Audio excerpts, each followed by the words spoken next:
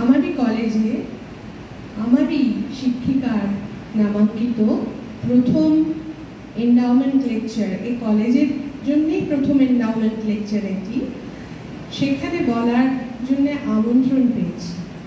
এটি আমার অসাধারণ সৌভাগ্য, আমি নিঃসন্দেহে স্বীকার করব। কৃপাদি মানে কৃপাময়ী কাঞ্জিলাল, যার ছবি এখানে দেখা যাচ্ছে, আমরা তার এই তরুণী মূর্তি দেখিনি। কৃপাদিকে আমরা যেমন দেখেছি, তিনি কিন্তু তখনও এরকমই ছিপছিপে, এরকমই একটি ছোট্টখাট্ট মানুষ, যিনি নিজের অস্তিত্বকে খুব লুকিয়ে রাখতে ভালোবাসেন। এবং রিবনে পড়তে আসা প্রধানত এখানকার শিক্ষিকাদের জন্যই সংস্কৃতে তখন দিকপাল যারা, তারা রিবনে পড়াতেন। তখন সংস্কৃতের খুব দুর্দিন চলছে, প্রায় ছাত্রী হয় না বললেই চলে। 5 জন শিক্ষিকা ছিলেন। আমি যে বছর ভর্তি হয়েছিলাম 1986 সালে, ফার্স্ট ইয়ার, সে বছর আমরা 3 জন ভর্তি হয়েছিলাম এবং আমাদের ঠিক আগের বছরে একটিও ছাত্রী ছিল না। এই অবস্থায় স্বাভাবিকভাবে এখানকার শিক্ষিকারা খুবই নিরাশায় ছিলেন যে আর কোনোদিনও সুদিনও ফিরবে না, আমরা ভালো ছাত্রছাত্রীও পাবো না। সে সময় আমরা 3 জন এখানে পড়তে আসি, আমি এবং সুভদ্রা মিত্র আর মৌসুমী চট্টোপাধ্যায়। তো আমার সম্পর্কে একটু আধটু, যাই হোক, আমি যা হয়েছি, কিন্তু বাকি দুজনও তারা কিন্তু স্বক্ষেত্রে খুবই নামী মানুষ হয়েছে। মৌসুমীও পড়াশুনোর চর্চাতেই গেছেন, তিনি বেথুন কলেজে এখন হেড অফ দ্য ডিপার্টমেন্ট সংস্কৃতে। দীর্ঘদিন আমরা চাকরি করছি, আমরা একই সময়ে সরকারি চাকরিতে ঢুকেছিলাম। মৌসুমী তখন চন্দননগর কলেজে আর আমি রিবনে। আমি এই কলেজের শুধু ছাত্রী নই, আমি এখানে 12 বছর অধ্যাপনা করে গেছি এবং এই কলেজ আমার বাপের বাড়ি, একেবারে নিজের জায়গা। আর প্রতিটি কণা ধুলো আমার জন্যে আপন, এবং এখানে যারা পরে এসেছে তারাও ওই জন্য আমার যেন তাদের সঙ্গে রক্তের সম্পর্ক। এই কলেজে আমরা কৃপাদিকে পেয়েছি। আর সুভদ্রার কথা বলি, সুভদ্রা মিত্র, এখন সুভদ্রা দেশাই, তিনি খুবই নামকরা উচ্চাঙ্গ সঙ্গীত গায়িকা, দেশে বিদেশে তার প্রচুর নাম। এবং শুধু তাই নয়, তিনি কিন্তু সংস্কৃত নিয়েও ক্রমাগত চর্চা করে এমন একটি জায়গায় উচ্চাঙ্গ সঙ্গীতকে নিয়ে গেছেন যেখানে সংস্কৃত এবং সঙ্গীত হাত ধরাধরি করে চলে। আমরা 3 জন এখানে ছাত্রী ছিলাম, কৃপাদির ক্লাস করেছি। কৃপাদি এত স্বল্প বাক এবং এত আস্তে কথা বলতেন, আমাদের প্রথমে একটু অসুবিধেই হতো যে আমরা ভালো করে শুনতে পাচ্ছি না। সেইটি বোঝার পর দিদি যে কী চেষ্টায় নিজের গলাটি তুলতেন আমরা বুঝতে পারি আজ। এবং যে যত্ন নিয়ে পড়াতেন সেটাও ভাবলে অবাক হতে হয়, কারণ ওই সময় এসে যারা কিছুই জানে না, একেবারে কচি কাঁচা, তাদেরকে শিশুপাল বধ নামে একটি ভয়ঙ্কর টেক্সট পড়ানোর দায়িত্ব ছিল কৃপাদির, যেটি এত শক্ত এবং এত, যাকে বলে বোরিং, কারণ প্রথম 18-19টা শ্লোক জুড়ে আকাশ থেকে নারদ নামছেন এবং শ্রীকৃষ্ণ তাকে দেখছেন, সেই ক্রমে ক্রমে নারদ নামছেন, তার বর্ণনা। তো এই রকম যে ক্লাসিক্যাল পোয়েট্রি, সেটা পড়ার একটা অভ্যেস চাই। সেই অভ্যেসটা গড়ে তোলার জন্যই তখন কিন্তু ওই প্রথম সূচনা বছরে এই ধরনের এপিক রাখা হতো, যেখানে ঘটনার ঘনঘটা নয়, ক্লাসিকের যে মেজাজ সেটির সঙ্গে ছাত্রছাত্রীদের পরিচয় করানোর জন্য।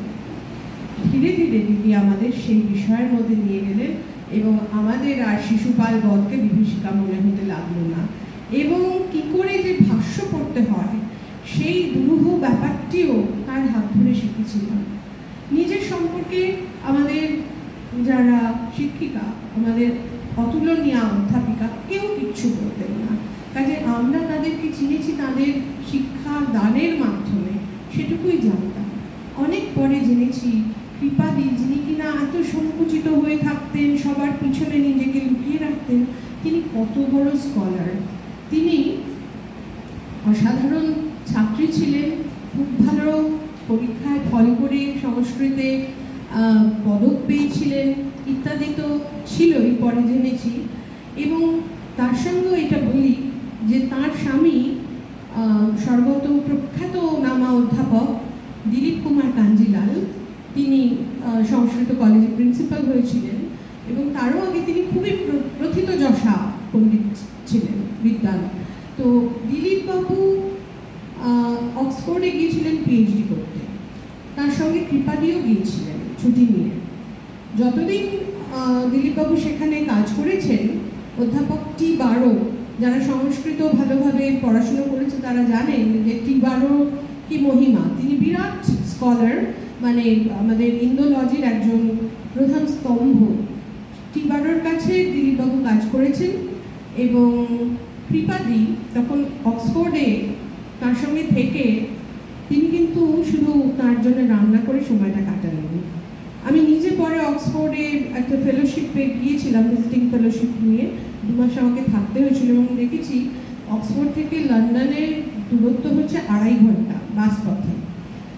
উনি প্রতিদিন ওখান থেকে লন্ডনে গিয়ে ব্রিটিশ ইন্ডিয়া অফিসে দুষ্প্রাপ্য 2টি ছন্দের পাণ্ডুলিপি উদ্ধার করে তার উপরে কাজ করে গেছেন। ওখানে একটি পেয়েছিলেন, আরেকটি দেশে। এই দুটো ম্যানুস্ক্রিপ্টকে কোলেক্ট করে উনি যে কাজ করেছিলেন, প্রস্তারা জিজ্ঞাসা বলে তার একটি গ্রন্থ অনেক পরবর্তীকালে তা প্রকাশিত হয়েছিল সংস্কৃত কলেজ থেকে, আওয়ার হেরিটেজ সিরিজের গ্রন্থমালায়। এবং সেটা কি দৈবক্রম, কৃপাময়ীদের এই অনুষ্ঠানে আমাকে যবে বলা হলো, সুতপা আমাকে জানালেন যে এখানে আমার কথা ভাবা হচ্ছে বক্তা হিসেবে, আমি রাজি কিনা।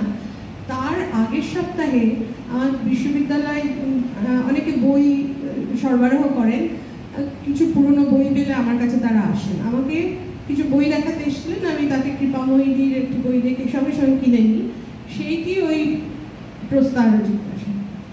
আশ্চর্য কাণ্ড, কৃপাদির বই এত একটা চমৎকার। ওরা বলছে যে সংস্কৃত কলেজের গুদাম পরিষ্কার হচ্ছে, কিছু পুরনো বই ওরা এরকম বিক্রি করে দিচ্ছে, আমরা সেখান থেকে নিয়ে এসে এরকম বিক্রির ব্যবস্থা করছি। আমি আশ্চর্য হলাম। তার পরের সপ্তাহে কৃপাদির এই এন্ডাওমেন্ট লেকচারের জন্য একটা আমন্ত্রণ পেলাম এবং সে বইটা নিয়ে এলে ভালো হতো, কারণ আমি ভেবেছিলাম যে ওর মেয়ে সম্পর্ক তার মায়ের মানে একাডেমিক কেরিয়ার সম্পর্কে হয়তো কিছু বলবেন, কিন্তু যাই হোক, তো ওইখানে তার একটা একাডেমিক স্কেচ ছিল, সেটা আমি এখন সম্পূর্ণ স্মরণ করে বলতে পারছি না, কিন্তু খুব ব্রাইট একাডেমিক কেরিয়ার ছিল তার, যেটা একেবারে তার চলনে বলনে আচরণে কোনো দিক থেকে মনে হয়। এবং যখন শুনলাম উনি অক্সফোর্ডে বসে অতদিন কাজ করেছে, আমরা যেন আকাশ থেকেই পড়লাম যে তার কোনোরকম কোনোদিন উল্লেখ পর্যন্ত দিদি করেননি এবং তার আচরণে কোনো পরিবর্তনও হয়নি। তিনি যেমন মাতৃমূর্তি তেমনই মাতৃমূর্তি থেকেছেন। কৃপাদির কথা বললে এখন আমার চোখে জল আসে এই জন্যে যে তিনি শুধু যে অসাধারণ শিক্ষিকা ছিলেন তাই নয়, তার কাছে যে স্নেহের আশ্রয়টি আমরা পেতাম, কতদূর যে সেটা আমাদের ছাতার মতন ঢেকে থাকতো তখন বুঝিনি। পরে আমার জীবনের খুব কঠিন সময়, কিছুই না, একদিন দিদি এসেছেন শুধু কলেজে, আমি তাকে দেখে আমার একটা বাঁধ ভাঙা কান্না এলো। যেমন খুব কষ্টের সময় মাকে দেখলে ছুটে গিয়ে কাঁদে মেয়ে, সে হয়তো সব কিছু সহ্য করে চলেছে, কখনো তার সেই মানে আবেগের উচ্ছ্বাসটা প্রকাশিত হয়নি। আমি সেদিন বুঝলাম যে আমি কৃপাদিকে কি চোখে দেখি এবং কতখানি আত্মিক সম্বন্ধ তার সঙ্গে আমার। এগুলো ঠিক বলার কথা নয়, বিশেষ করে মঞ্চে দাঁড়িয়ে, কিন্তু শিক্ষিকা হিসেবে তিনি কেমন দায়িত্বশীল ছিলেন সেটি বলি। আমি একটু আগে ওদেরও বলছিলাম, উনি যে অত ভালো ছাত্রী ছিলেন কখনো তো সেটা তার হাবে ভাবে প্রকাশ পেত না। অত্যন্ত যাকে বলে লো কি পার্সোনালিটি, খুব নিজেকে লুকিয়ে রাখতেন, খুব মানে খুব সাধারণভাবে চলতেন। আমি যখন বিশ্ববিদ্যালয়ে পড়তে গেলাম এই কলেজ থেকে, আমাদের যারা ওখানে প্রথিতযশা অধ্যাপকরা ছিলেন, বিশেষ করে কাব্যে, তাদের কারুর বোধহয় সহপাঠী ছিলেন কৃপাদি। তাদেরই মধ্যে একজন জিজ্ঞেস করেছিলেন যে আচ্ছা উনি তোমাদের অধ্যাপিকা ছিলেন, কেমন পড়ান? আমি তো অবাক শুনি, কেমন পড়ান মানে সে পড়ানো আমরা কি বলবো, মানে এত দূর উনি দায়িত্বশীল। আমি বললাম শুধু এইটুকু বলি স্যার, যে আমাদের তো সমস্ত কিছু পড়িয়েই দিয়েছিলেন, ওর মনে হয়েছিল একটি বিষয় বোধহয় আর একটু ভালো করে বোঝানো দরকার ছিল, কিন্তু ততদিনে আমাদের ক্লাস শেষ হয়ে গেছে। উনি আমাদের তিনজনের জন্য তিনটি আলাদা চিঠিতে সেই পাঠ্য তিনি যেটা পড়াবেন সেটা খুব চমৎকার করে লিখে ডাকে পাঠিয়ে দিয়েছে বাড়ির ঠিকানায়। এটা কি ভাবা যায় যে কোনো শিক্ষিকা, কলেজের অধ্যাপিকা এতটা যত্ন নিচ্ছেন তার ছাত্রীর জন্য, না ছাত্রীদের জন্য। তিনজনকে তিনটে চিঠি, কার্বন কপি নয়, জেরক্স নয়। তো এই শুনে আর কিছু তিনি বলেননি, তার কথাটা বন্ধ হয়ে গেছিল। সত্যি বলতে কি, কৃপাদির কথা বলতে গেলে কৃপাদির উপরেই একটি দিন বলা যায়, কিন্তু আমাকে আজকে একটি বিশেষ বক্তৃতা দিতে ডাকা হয়েছে এবং সেই বক্তৃতার একটি শিরোনাম সুতপা চেয়েছিলেন। আমি একটি শিরোনাম দিয়েছিলাম মহাভারতের দুটি কন্যা, হ্যাঁ, দেবযানী ও মাধবী। এই ছিল আমার বক্তৃতার শিরোনাম, আর তার উপরেই বলবো। এবার আমি একটু বসে বলবো।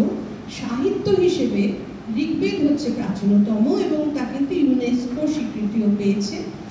Indo European family group of language, যেটা ইন্দো ইউরোপীয় ভাষাগোষ্ঠীর মধ্যে সর্বপ্রাচীন সাহিত্য হিসেবে আমরা বৈদিক সাহিত্যকেই পাই, তার মধ্যে ঋগ্বেদ প্রথম।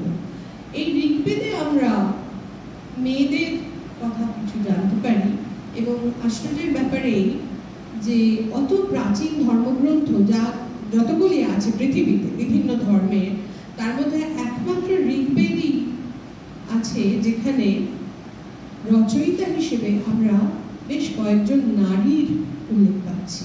তারা কিন্তু ঋগ্বেদের সূক্তের দ্রষ্ট্রী, অর্থাৎ তারা ঋগ্বেদের রচয়িত্রী কিছু কিছু অংশে, এবং সেসব জায়গায় তারা নিজেদের কথা, নিজেদের সুখ দুঃখ, চাওয়া পাওয়া, ইচ্ছে অনিচ্ছে, কষ্ট, জীবন দৃষ্টি সব আলোচনা করেছেন, বলেছেন নিজের ভাষায়। সেখান থেকে আমরা তখনকার মেয়েদের অবস্থান সম্পর্কে একটু জানতে পারি যে অন্তত ঋগ্বেদের সময়ে মেয়েদের অবস্থানটা খুব খারাপ ছিল নয়। পরবর্তীকালে ভারতের মেয়েদের উপর যে শাসন এবং বাধা প্রতিবন্ধকতা নেমে আসে, তাদের জীবনকে যেভাবে অবদমিত করে দেওয়া হয় এবং একসময় তাদের বোধহয় মনুষ্য বলেই জ্ঞান করা বন্ধ হয়ে যায়, সেরকম অবস্থা ঋগ্বেদের নারীদের ছিল। ঋগ্বেদের নারীরা অনেকটা আমাদের এখনকার শিক্ষিত ভারতীয় আধুনিক মহিলাদের মতোই। তারা নিজেদের আত্মমর্যাদা সম্পর্কে সচেতন ছিলেন, কি চাইছেন না সেটা খুব স্পষ্ট করে বলতে পারতেন, এবং আরো অনেক রকম ইনহিবিশন তাদের ছিল না, এটা কিন্তু আমরা লক্ষ্য করি।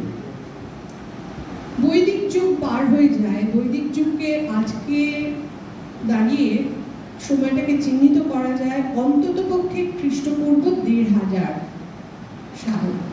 তার মানে আজ থেকে 3500 বছর আগে ঋগ্বেদের মেয়েরা একটি মুক্ত আকাশের নিচে বাস করতেন। তারা শিক্ষা লাভ করতেন, তারা নানান জায়গায় যেতেন, পছন্দ মতন তারা জীবন সঙ্গী বেছে নিতেন, স্বয়ংবর প্রথা ছিল, আরো অনেক কিছু দেখি যেগুলো ভাবতে ভালো লাগে। যে ভারতে শুরুয়াত যাকে বলে সভ্যতার, তখন এরকম একটি উচ্চ স্থান, প্রায় সমান স্থান মেয়েরা ভোগ করেছেন পুরুষদের সঙ্গে।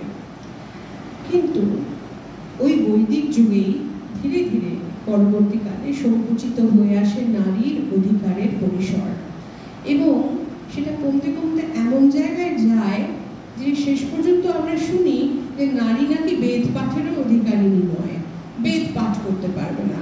শুনলে হাসি পায়, কারণ যেখানে ঋগ্বেদের বহু মন্ত্রের রচয়িত্রী হিসেবে নারী ঋষিদের উল্লেখ আছে, নারী মন্ত্র রচনা করতে পারবে কিন্তু পাঠ করতে পারবে না, এর থেকে মানে কি বলবো, বিরোধ একটা পরস্পর বিরোধী কথা আর কি হতে পারে। তো যাই হোক, কিন্তু আমরা অনুমান করতে পারি এইভাবে মেয়েদের অধিকার খর্ব করা, তাদের শিক্ষার অধিকার খর্ব করা, এগুলোর পিছনে একটা প্রধান কারণ কাজ করতো, সেটা অবশ্যই সামাজিক অর্থনৈতিক কারণ। এবং দেখুন, ঋগ্বেদের যুগে, এমনকি বৈদিক যুগেই কিন্তু কোথাও বাল্যবিবাহ ছিল না সতীদাহ।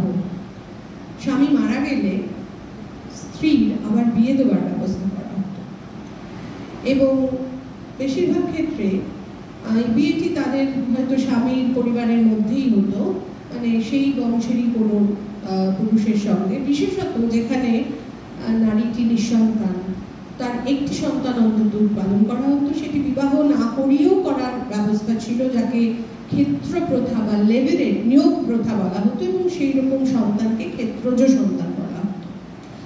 এখন এগুলো নিয়ে অনেক বিতর্ক থাকবে। সমাজতাত্ত্বিকরা, বিশেষ করে যারা নানান রকম ইজমে বিশ্বাসী, ফেমিনিজম বুঝতেই পারছেন, বা অন্য কোনো রকম ইজম, তারা বলতেই পারেন যে এটা কি খুব নারীর অধিকার উচ্চ হলো তাই? এটা তো একরকম তার ইচ্ছের মূল্য না দিয়ে তাকে ক্ষেত্র, মানে পুরুষের অধীনস্থ জমি বলেই বিবেচনা করা হবে। সেই ক্ষেত্রে জমির যে মালিক, তার যেমন অধিকার ক্ষেত্রে উৎপন্ন শস্যের ওপর, সে মালিক জীবিত থাক বা না থাক, ক্ষেত্রজ সন্তান তার নামেই হবে। এই প্রথাটি হয়তো নারীর জন্য অবমাননাকর হতে পারে, সেটা আমাদের দেখার দৃষ্টিভঙ্গি। নানা রকম টেক্সট, আমরা একই টেক্সটকে নানান দিক থেকে দেখলে তার নানান রকম তাৎপর্য বের করতে পারি।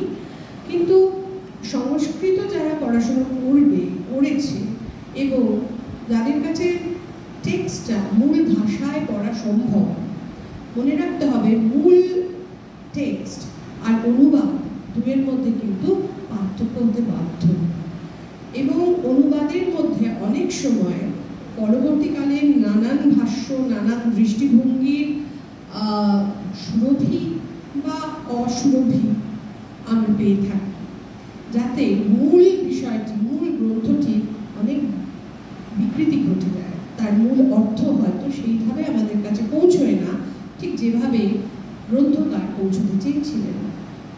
এটা সব ক্ষেত্রেই হয়, এবং আপনারা অনেকেই জানেন যে তাই তো হওয়ার কথা। যে কোনো সাহিত্যিক বিষয়, একটা সাহিত্যের টেক্সট মানেই তার বহু দিক থেকে পাঠ হবে, এবং পোস্ট মডার্ন থিওরি যে সাহিত্যের, সেই বিভিন্ন পাঠকে সমর্থন করে, এবং যে কোনো সার্থক সাহিত্যকে বলা হয় সেটা একটা ওপেন টেক্সট, তার নানান পাঠ সম্ভব, নানান স্তর থেকে সম্ভব। যে দিক থেকে তাকে চিরাচরিতভাবে দেখা হচ্ছে, তার বিপরীত ভঙ্গিতে, বিপরীত দৃষ্টিকোণ থেকে দেখলে তা একেবারে ভিন্ন অর্থ নিয়ে আমাদের কাছে উপস্থিত হতে পারে। যেমন দেখুন, আমরা যে রামায়ণ পড়ে অভ্যস্ত, সেখানে রাম হচ্ছেন নায়ক এবং রাবণ হচ্ছেন প্রতিনায়ক। এই ব্যাপারটি অনেক আগেই আমরা দেখেছি সংস্কৃত কাব্যের যুগে, যেমন মহাভারতে দুঃশাসন, দুর্যোধন, এরা হচ্ছেন ভিলেন শ্রেণীতে। যে মহাভারত পড়বে তার কাছে পাণ্ডবরাই হচ্ছে ফেভারিট, পাণ্ডবরাই তাদের কাছে নায়ক, অর্জুন নায়ক, এবং তারা সবকিছু ভাবনা চিন্তা যত ধর্মস্তত জয়া, এই ভাবনায় ধর্ম তাদের কাছে, অর্থাৎ পাণ্ডুপুত্রদের কাছেই ধর্ম রয়েছে, এই ভাবনা থেকেই করছেন। কিন্তু সেই বহু প্রাচীনকালে, মোটামুটি খ্রিস্টীয় 3য় শতকে ভাস নামে যে প্রথিতযশা নাট্যকার ছিলেন, তিনি কিন্তু আমাদের উরুভঙ্গ বলে একটি নাটক লিখতে পেরেছিলেন, যে উরুভঙ্গে আমরা দেখি যে পাণ্ডব পক্ষের ভীমই প্রতিনায়ক, এবং দর্শকের সহানুভূতি যায় দুর্যোধনের জন্য, যাকে অন্যায় যুদ্ধে যার উরু ভেঙে তাকে মৃত্যুপথে নিয়ে যাওয়া হলো। অত প্রাচীনকালে যদি এরকম হয়ে থাকে, স্বাভাবিক পরবর্তীকালেও হবে। আমরা আমাদের মাইকেলের মধুকবির রচনায় দেখেছি, সেখানে আমাদের মেঘনাদ বধের মেঘনাদ ইন্দ্রজিৎ তিনি হচ্ছেন নায়ক, এবং রামচন্দ্র, লক্ষ্মণ এরা কি করছেন? এরা প্রায় সুযোগ সন্ধানের মতন অন্যায়ভাবে চোরাপথে এসে তাদের বধ করছেন, সম্মুখ সমরে পাচ্ছেন না। এই যে অন্য একটা দৃষ্টি ঘুরে যাওয়া, এই দৃষ্টি ঘুরিয়ে নিয়ে প্রাচীন সাহিত্যকে পাঠ করার একটা রীতি বহুকাল থেকেই ছিল। এটা কিছু নতুন মানে পোস্টমডার্নিজম আসার পরে তৈরি হয়েছে এমন নয়। তো আমরা সেই কথাটা মাথায় রেখেই মহাভারতের দুটি নারী চরিত্র নিয়ে আলোচনা করতে এসেছি আজ। আমি জানি না, আমি বোধহয় ইতিমধ্যে অনেকটা সময় নিয়ে ফেলেছি। কতক্ষণ অব্দি বলতে পারবো সুতপা? বলবো, আচ্ছা। যখন মনে হবে এবার থামিয়ে দেওয়া দরকার বলেই কিন্তু আমি উপসংহার করতে পারি। আমার একটা প্রতিভা আছে, যে কোনো জায়গায় থেমে যেতে পারি। আচ্ছা, সেটা হচ্ছে এই যে আমরা যে বৈদিক যুগের মেয়েদের কথা বললাম, কেন বললাম তার কারণ হচ্ছে বেদে অনেক কাহিনী আমরা বীজটুকু পাই। সেই কাহিনীগুলি অনেক পল্লবিত আকারে কাহিনীর রূপ নিয়ে আগাগোড়া ধরা দিয়েছে রামায়ণ, মহাভারত, পুরাণগুলিতে। এই জন্য অতি প্রাচীনকালেই বলা হয়েছে যে বেদার্থম ইতিহাস পুরাণাভ্যাম উপসংগৃহে, অর্থাৎ ইতিহাস পুরাণ, ইতিহাস মানে হচ্ছে রামায়ণ, মহাভারত, হ্যাঁ, এদেরকে একসঙ্গে অতি প্রাচীনকালে ইতিহাস, এই নামটা আবার পুরাণ থেকে এসছে, কারণ প্রাচীন কাহিনী বলে ওরা একটা বাকভঙ্গি ব্যবহার করতেন, ইতিহাস, অর্থাৎ কিনা এইরকমটাই ছিল, হ্যাঁ, ইতিহাস, এটাই সন্ধি করে ইতিহাস। তো ইতিহাস আমাদের ভারতের সব থেকে প্রাচীন ইতিহাসের পুরাণগুলিতে, এবং রামায়ণ মহাভারত তো পুরাণেরই মতো, যদিও তা নিজেরা এক একটি মহাকাব্য। এবং আপনারা জানেন কেমন মহাকাব্য, এপিক অফ গ্রোথ, কোনো একজন ব্যক্তি বিশেষের লেখা একটা মহাকাব্য নয়। কালে কালে 800 বছর ধরে মহাভারত লেখা হয়েছে, এবং কোনো কবি নিজের নাম সেখানে স্পষ্ট করে দিয়ে যাননি। কেউ বলেনি যে আমি অমুক, আমি এইটুকু লিখলাম। প্রত্যেকে ব্যাসের নামে, ব্যাসের বিরাট নামের মধ্যে নিজেকে আত্মসমর্পণ করে ধন্য হয়েছে। সেই আশ্চর্য এক গ্রন্থ যা 800 বছর ধরে রচিত হয়েছে, গাওয়া হয়েছে, পড়া হয়েছে, কথকথা করা হয়েছে, তা এই সংস্কৃতির মজ্জায়। এই বিরাট কায় মহাকাব্যে আমরা যে কাহিনীগুলি পাই তার মধ্যে অনেকগুলিরই সূত্র, বীজ আমরা বৈদিক সাহিত্যে দেখি। মহাভারতে আমরা প্রধানত পাই ভরত বংশীয়দের কথা, যে ভরতের নামে এই ভারতবর্ষ, এই ভরত ছিলেন শকুন্তলা ও দুষ্যন্তের পুত্র। তো শকুন্তলা এবং দুষ্যন্তের উল্লেখ কিন্তু আমরা শতপথ ব্রাহ্মণ এবং আরও প্রাচীন কিছু বৈদিক সাহিত্যে পাই, যেখানে শকুন্তলাকে অপ্সরা বলা হয়েছে এবং দুষ্যন্তী বলে ভরতের উল্লেখ আছে। কাজে এই চরিত্রগুলো মোটেই মহাভারতের সময়কার নয়, কিন্তু তাদের নিয়ে যখন মহাভারত আদ্যপান্ত কাহিনী রচনা করছে, আমাদের তাদেরকে মহাভারতের যুগের দৃষ্টিতে দেখতে হবে। মূলে তারা কেমন ছিলেন, কি চরিত্র ছিল, তাদের সেই চারিত্রিক বৈশিষ্ট্যগুলো হয়তোবা মহাভারতের যুগের যে চারিত্রিক বৈশিষ্ট্য তার সঙ্গে একাকার হয়ে গিয়েছিল।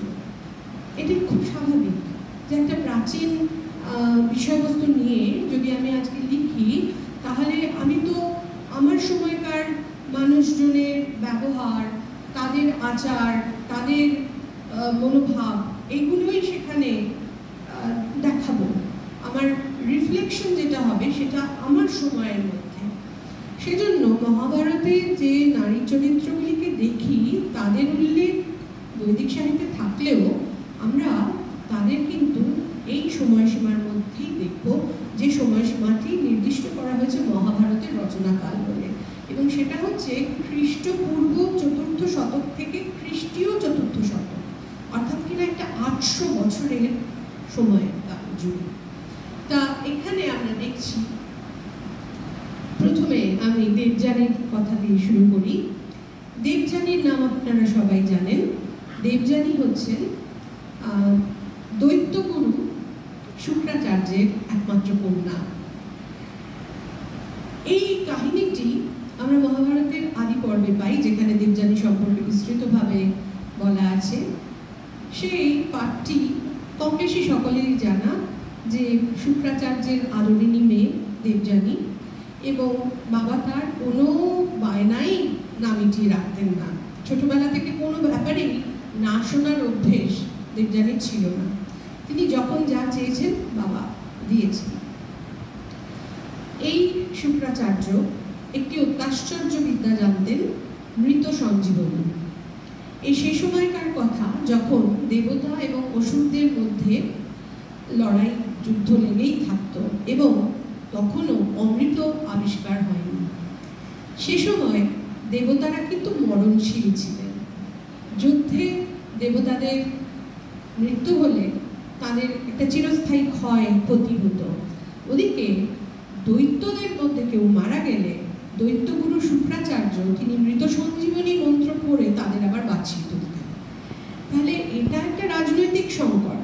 যদি দুই দলে যুদ্ধ থাকে এবং এক দলের লোকেরা যুদ্ধে মরে যায় আর অন্যদিকের লোকেরা একেবারে না মরে, তারা ক্রমাগত আবার বেঁচে উঠতে থাকে, তাহলে স্পষ্ট হয়ে ওঠে যে কারা হারবে। এই অবস্থায় যেটা চলে সেটা একটা কূটনৈতিক চক্রান্ত। এইটা দেবতারা করলেন। দেবগুরু ছিলেন বৃহস্পতি, তিনি অঙ্গিরার পুত্র, যে অঙ্গিরা কিনা ব্রহ্মার পুত্র। আর দৈত্যগুরু হচ্ছেন আমাদের শুক্রাচার্য, তিনি হলেন ভৃগুর পুত্র। এই ভৃগু আবার ব্রহ্মারই পুত্র। তাহলে ভৃগু আর অঙ্গিরা এরা সহোদর না, মানে তারা সমান পিতার পুত্র, তারা ভাই। আমাদের সন্তান অর্থাৎ কিনা দেখতে গেলে এরা হলেন আমাদের ফার্স্ট কাজিন আর কি। ভৃগু এবং অঙ্গিরা মানে ছেলেরা, অর্থাৎ বৃহস্পতি এবং শুক্র এবং বৃহস্পতি, এরা দুজনেই বিরাট বিদ্বান, অসম্ভব মেধাবী এবং সমস্ত রকম গুণ পেত। কিন্তু তা সত্ত্বেও বৃহস্পতি কিন্তু মৃত সঞ্জীবনী বিদ্যা জানতেন না। তিনি ছিলেন দেবতাদের গুরু, পুরোহিত। আর শুক্রাচার্যকে দৈত্যরাজ বৃষপর্বা তিনি নিজের গুরু হিসেবে বরণ করেছিলেন। এখন দেব এবং দৈত্যদের যখন লড়াই চলছে এবং যখন পরিণতি এইরকম দেখা যাচ্ছে যে কেবল দৈত্যরা মারা গেলেই তারা বেঁচে উঠছে, দেবতাদের খালি পরাজয় হচ্ছে, তখন দেবতাদের একটা মানে গুপ্ত মন্ত্রণা বসে যে কি করে ওই মৃত সঞ্জীবনী বিদ্যা স্বর্গে নিয়ে আসা যায়। এবং সেইটা পরিকল্পনাটা এমন দাঁড়ালো যে বৃহস্পতির পুত্র কচকে ব্যবহার করা হবে এই কাজে। কচকে পাঠানো হলো, ঠিক হলো যে কচকে পাঠানো হবে পৃথিবীতে নয়, মানে দৈত্য গুরুর কাছে, শুক্রাচার্যের কাছে। সেখানে কচ তার শিষ্যত্ব নিয়ে কোনো একভাবে এই বিদ্যাটি শিখে আসবে এবং ওইটি হচ্ছে তার মিশন। মৃত সঞ্জীবনী বিদ্যা শেখা হয়ে গেলে তিনি স্বর্গে ফিরে আসবেন, তাদের এই চিরস্থায়ী একটা সমস্যা মিটবে। এবার কচকে পাঠানোর সময় কিভাবে তারা দেখুন গুটি সাজাচ্ছেন, এটা পুরোই দাবা খেলা। এবং সেই দাবার দুটি গুটি হচ্ছেন কচ এবং দেবযানী, শুক্রাচার্যের কন্যা, যার কথা আগেই বলেছি। যখন কচকে এই মিশনে পাঠানো হচ্ছে, দেবতারা বিশেষভাবে একটা কথা বলে দিলেন। কি বললেন? বললেন যে দেখো বাবা, তুমি তো যাচ্ছ, ওখানে গিয়ে দেখবে যে ওখানে শুক্রাচার্যের একটি কন্যা আছে, হ্যাঁ, তার নাম দেবযানী। আর শুক্রাচার্য তাকে এত ভালোবাসেন, হ্যাঁ, যে সে যদি কিছু চায় তাহলে তিনি না বলতে পারেন না। তো হ্যাঁ, তাই জন্য তুমি কিন্তু একটা কথা মনে রেখো, এইটা একেবারে কোটেশন করছি, দেবযান্যাং তুষ্টায়াং বিদ্যাং তাং প্রাপ্স্যসি ধ্রুবম। তুমি যদি দেবযানীকে খুশি করতে পারো তাহলে ওই মৃত সঞ্জীবনী বিদ্যা তুমি পাবেই পাবে, এ ব্যাপার নিশ্চিত, মানে কোনো সন্দেহ নেই। তো এটা একটা টিপস যেটা দিয়ে কচকে পাঠানো হলো। দেবযানী একটি সরলা কিশোরী, হ্যাঁ, আব্দের মেয়ে বাবার, ঠিকই, কিন্তু ভারী সুন্দরী, গুণবতী এবং খোলা মনের মানুষ। বাবা তাকে কখনো এটা করতে নেই, ওটা করতে হয় এইরকম ভাবে নির্দেশ দেননি। সে গাছের সঙ্গে, লতার সঙ্গে, ফুলের সঙ্গে বড় হয়ে ওঠা একটি চমৎকার নির্ঝরিণীর মতো কন্যা। কচ এলেন সেখানে, ভার্গব শুক্রের কাছে নিজের পরিচয় দিলেন, বললেন আমি আপনার কাছে শিষ্যত্ব চাই, এবং মহাভারতের ভাষায় 1000 বছর ব্রহ্মচর্য করার প্রতিজ্ঞা করে তিনি শুক্রের শিষ্য হলেন। এই 1000 বছর ব্যাপারটা একটু বলি। আমাদের পুরাণের বাকভঙ্গির কিছু বৈশিষ্ট্য আছে, এখানে অনেক অতিশয়োক্তি আছে। যেমন রাজা দশরথ নাকি 60,000 বছর রাজত্ব করেছিলেন। আপনারা বুঝতেই পারছেন যে এটা অসম্ভব। এই 1000টা এখানে ইউনিট হিসেবে ধরা হয়। 1000, 10,000 বছর, 1000 বছর না, 1000 বছর ব্রহ্মচর্য মানে হচ্ছে হয়তো 1 বছর, 60,000 বছর মানে 60 বছর, 10,000 বছর মানে 10 বছর। তো একটি বছরের জন্য ব্রহ্মচর্য পালন করবেন আর ওখানেই থাকবেন। তার পড়াশোনার ফাঁকে ফাঁকে তিনি আপ্রাণ চেষ্টা করতে লাগলেন দেবযানীকে খুশি করার। তাকে দেখতে সুন্দর, তিনি নাচতে জানেন, গাইতে জানেন, দেবযানীর জন্য ফুল পেড়ে দেওয়া, তাকে নাচ গান দেখে খুশি করা। দেবযানী ভারী খুশি কচের উপর। তাদের নিরিবিলিতে আনন্দ করে খুব সুন্দর সময় কাটতে লাগলো। ক্রমশ এমন হলো যে কচকে ছাড়া দেবযানীর চলে না, সব কাজেই কচের দরকার। এদিকে অসুররা কিন্তু চুপ করে বসে নেই। কচ যে বৃহস্পতির ছেলে সে খবর তারা রাখ, এবং যে এখানে একটা বিশেষ মিশনে এসেছেন সেটাও তাদের পক্ষে অনুমান করা অসম্ভব হয়নি। তারা বুঝতে পেরেছিলেন এর পিছনে দেবতাদের চক্রান্ত কাজ করছে, কাজেই কচকে সরাতে হবে। শুক্রাচার্যের কাছে থাকাকালীন কচ যাতে কোনোভাবে মৃত সঞ্জীবনী জেনে না ফিরতে পারেন, এটাকে এনশিওর করার জন্য, নিশ্চিত করার জন্য কচ একদিন গরু চড়াতে গেছে। তাকে অসুররা ধরে কুচি কুচি করে কেটে নেকড়েদের খাবে। দিন পার হয়ে গেল, সন্ধে এলো, গরুরা একা একাই ফিরে এলো, নিজেরাই ফিরে এলো। কচ ফিরছেন না। দেবযানী উতলা, বলছেন যে বাবা কচ যে ফিরলো না এখনো, কি হলো? তুমি নিশ্চয়ই, আমার মনে হচ্ছে ওর একটা কিছু বিপদ হয়েছে, তুমি ওকে ব্যবস্থা করো।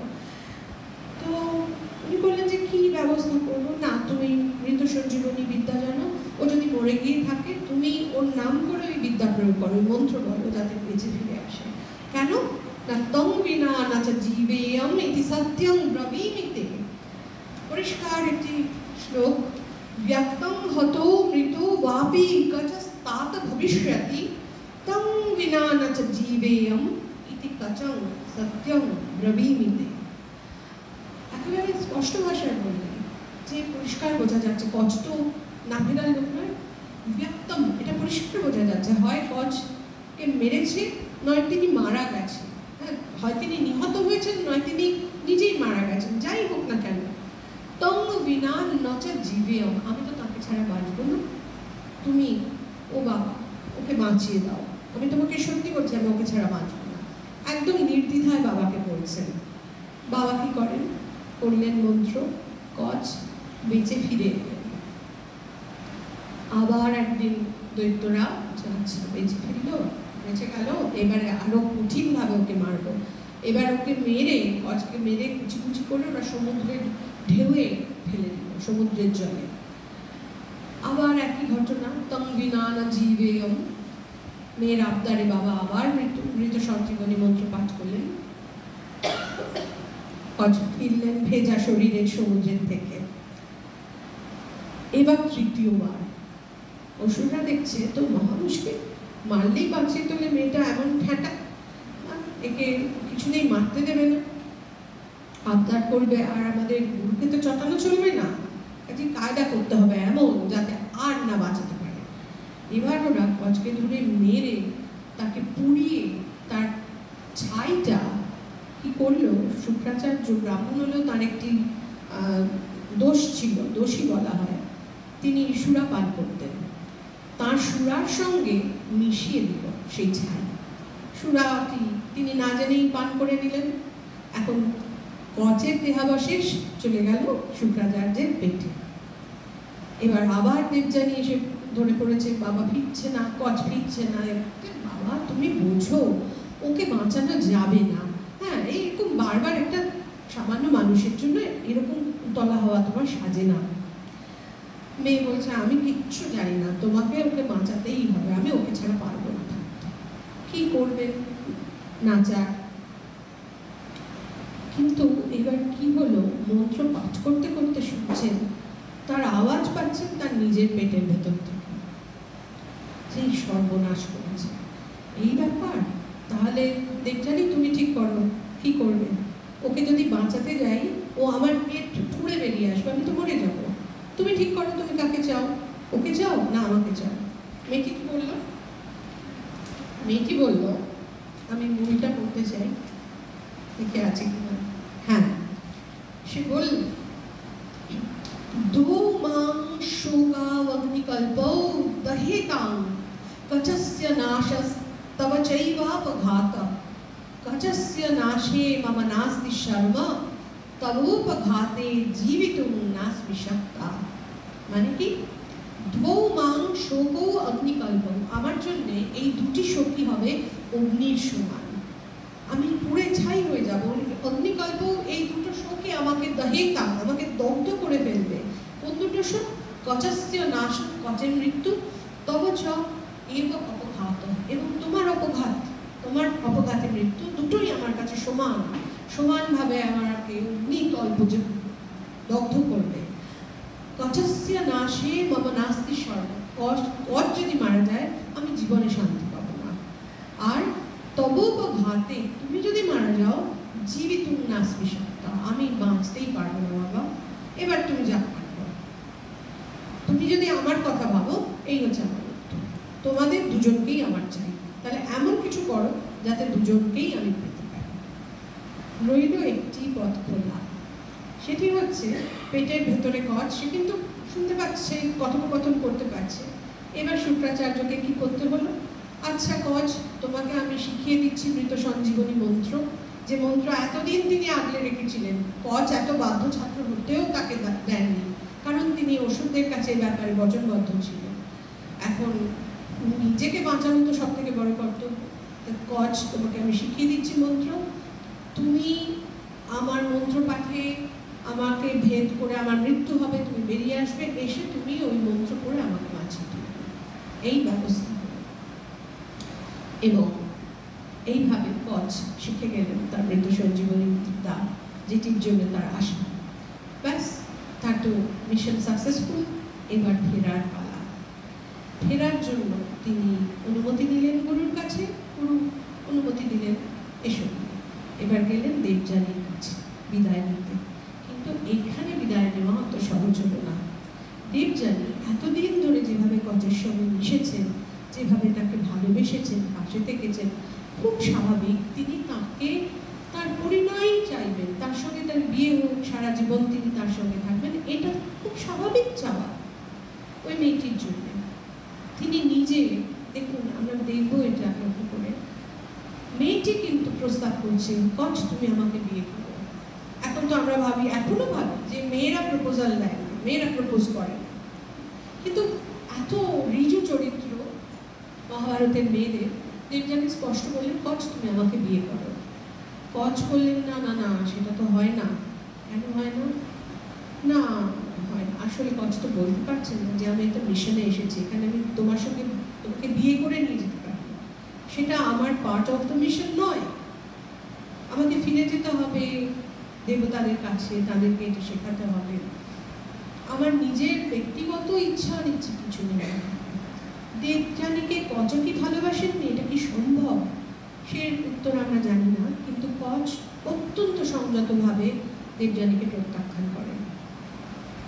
কিন্তু দেবযানী শুনবেন না, তার তো না শোনার অভ্যেস নেই। তিনি আরো বলতে থাকলেন, না এরকম বলে হবে না, তোমাকে বিয়ে করতেই হবে। তখন একটা অদ্ভুত যুক্তি দিলেন কচ, মোক্ষম যুক্তি বলতে পারেন। বললেন, দেখো দেবযানী, তুমি যে বাবার সন্তান, যে বাবার পেটে তুমি ছিলে, সেই বাবার পেট থেকে কিন্তু আমিও জন্মেছি। আমরা তো সহোদরা হয়ে গেলাম, তুমি আমার সহোদরা, আমি তোমার সহোদরা। হ্যাঁ, আমাদের কি করে বিয়ে হয় বলো? আমরা তো একই বাবার পেট থেকে জন্মালাম। এইরকমও হয় নাকি? দেবযানী অত্যন্ত ক্রুদ্ধ হলেন এই চাতুরিতে, এটা একটা কপট যুক্তি, এবং তাকে অভিশাপ দিলেন, যে বিদ্যার জন্য তুমি আমার সঙ্গে এই ছলনা করলে, সে বিদ্যা তুমি কখনো প্রয়োগ করতে পারবে না। তখন কচ বললেন, আমি জেনে শুনে কোনো অন্যায় করিনি, তুমি আমাকে অকারণে অভিশাপ দিয়েছ, আমি নিজে প্রয়োগ করতে না পারলেও এই বললাম আমি যাকে শেখাবো সেই বিদ্যা প্রয়োগ করতে পারবে। আর তুমি যে আমাকে অকারণে অভিশাপ দিলে, আমি তোমাকে প্রত্যভিশাপ দিচ্ছি, কোনো ব্রাহ্মণের সঙ্গে তোমার বিয়ে হবে। এইরকম তিক্ততার মধ্যে তাদের শেষ হলো সম্পর্ক। আমরা রবীন্দ্রনাথের বিদায় অভিশাপে এই কাহিনীর প্রতিফলন দেখি। সেখানে দেবযানী অবুঝ একটি জেদি মেয়ে, মনে হয় না সম্পূর্ণ সুবিচার তার সঙ্গে সেখানে আমাদের বিশ্বকবিও করেছেন। আমরা দেখব দেবযানীর জীবনের পরবর্তী বৃত্তান্ত, বারবার তাকে এইভাবে প্রবঞ্চিত হতে হয়েছে। দেবাসুরের লড়াইতে তিনি একটি ঘুঁটি হিসেবে ব্যবহৃত হলেন। তার দিক থেকে দেখতে গেলে কি অন্যায় তিনি চেয়েছিলেন?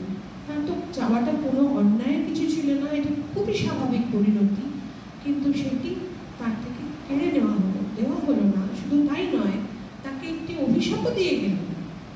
এবং এটা লক্ষ্য করুন যে তার দেওয়া অভিশাপ, হ্যাঁ সেটিকে অগ্রাহ্য করলেন কচ, কিন্তু সম্পূর্ণ নয়। এটা সত্যি যে তিনি নিজে কখনো প্রয়োগ করতে পারলেন না, তাকে শিখিয়ে দিতে হতো। যাই হোক, কচ ফিরে গেলেন, মিশন কমপ্লিট, দেবতারাও জেনে গেলেন মৃত সঞ্জীবন বিদ্যার রহস্য। এরপর কেটে গেল বহুদিন। সেই কৈশোরের দেবযানী এতদিনে আরো পোড় খেয়ে বড় হয়েছেন। একদিন বৃষপর্বা, দৈত্যরাজ বৃষপর্বার কন্যা শর্মিষ্ঠা, তারই প্রায় সমবয়সী, তার সখী, তার সখীদের সঙ্গে একসঙ্গে স্নান করতে গেছেন নদীতে। নদীর ধারে জামা কাপড় রেখে মেয়েরা চান করছে। এমন সময় দমকা হাওয়া এসে সবার কাপড় চোপড়গুলো উল্টো পাল্টা করে দিয়ে গেল। স্নান সেরে শর্মিষ্ঠা অজান্তেই পরে ফেললেন দেবযানীর কাপড়। দেবযানী সেটি দেখে অত্যন্ত ক্রুদ্ধ হলেন এবং শর্মিষ্ঠাকে বেশ কটু কথা কতগুলো শোনালেন। এখন শর্মিষ্ঠা নিজেও হচ্ছেন রাজার মেয়ে, তার এত কথা শোনার অভ্যেস নেই।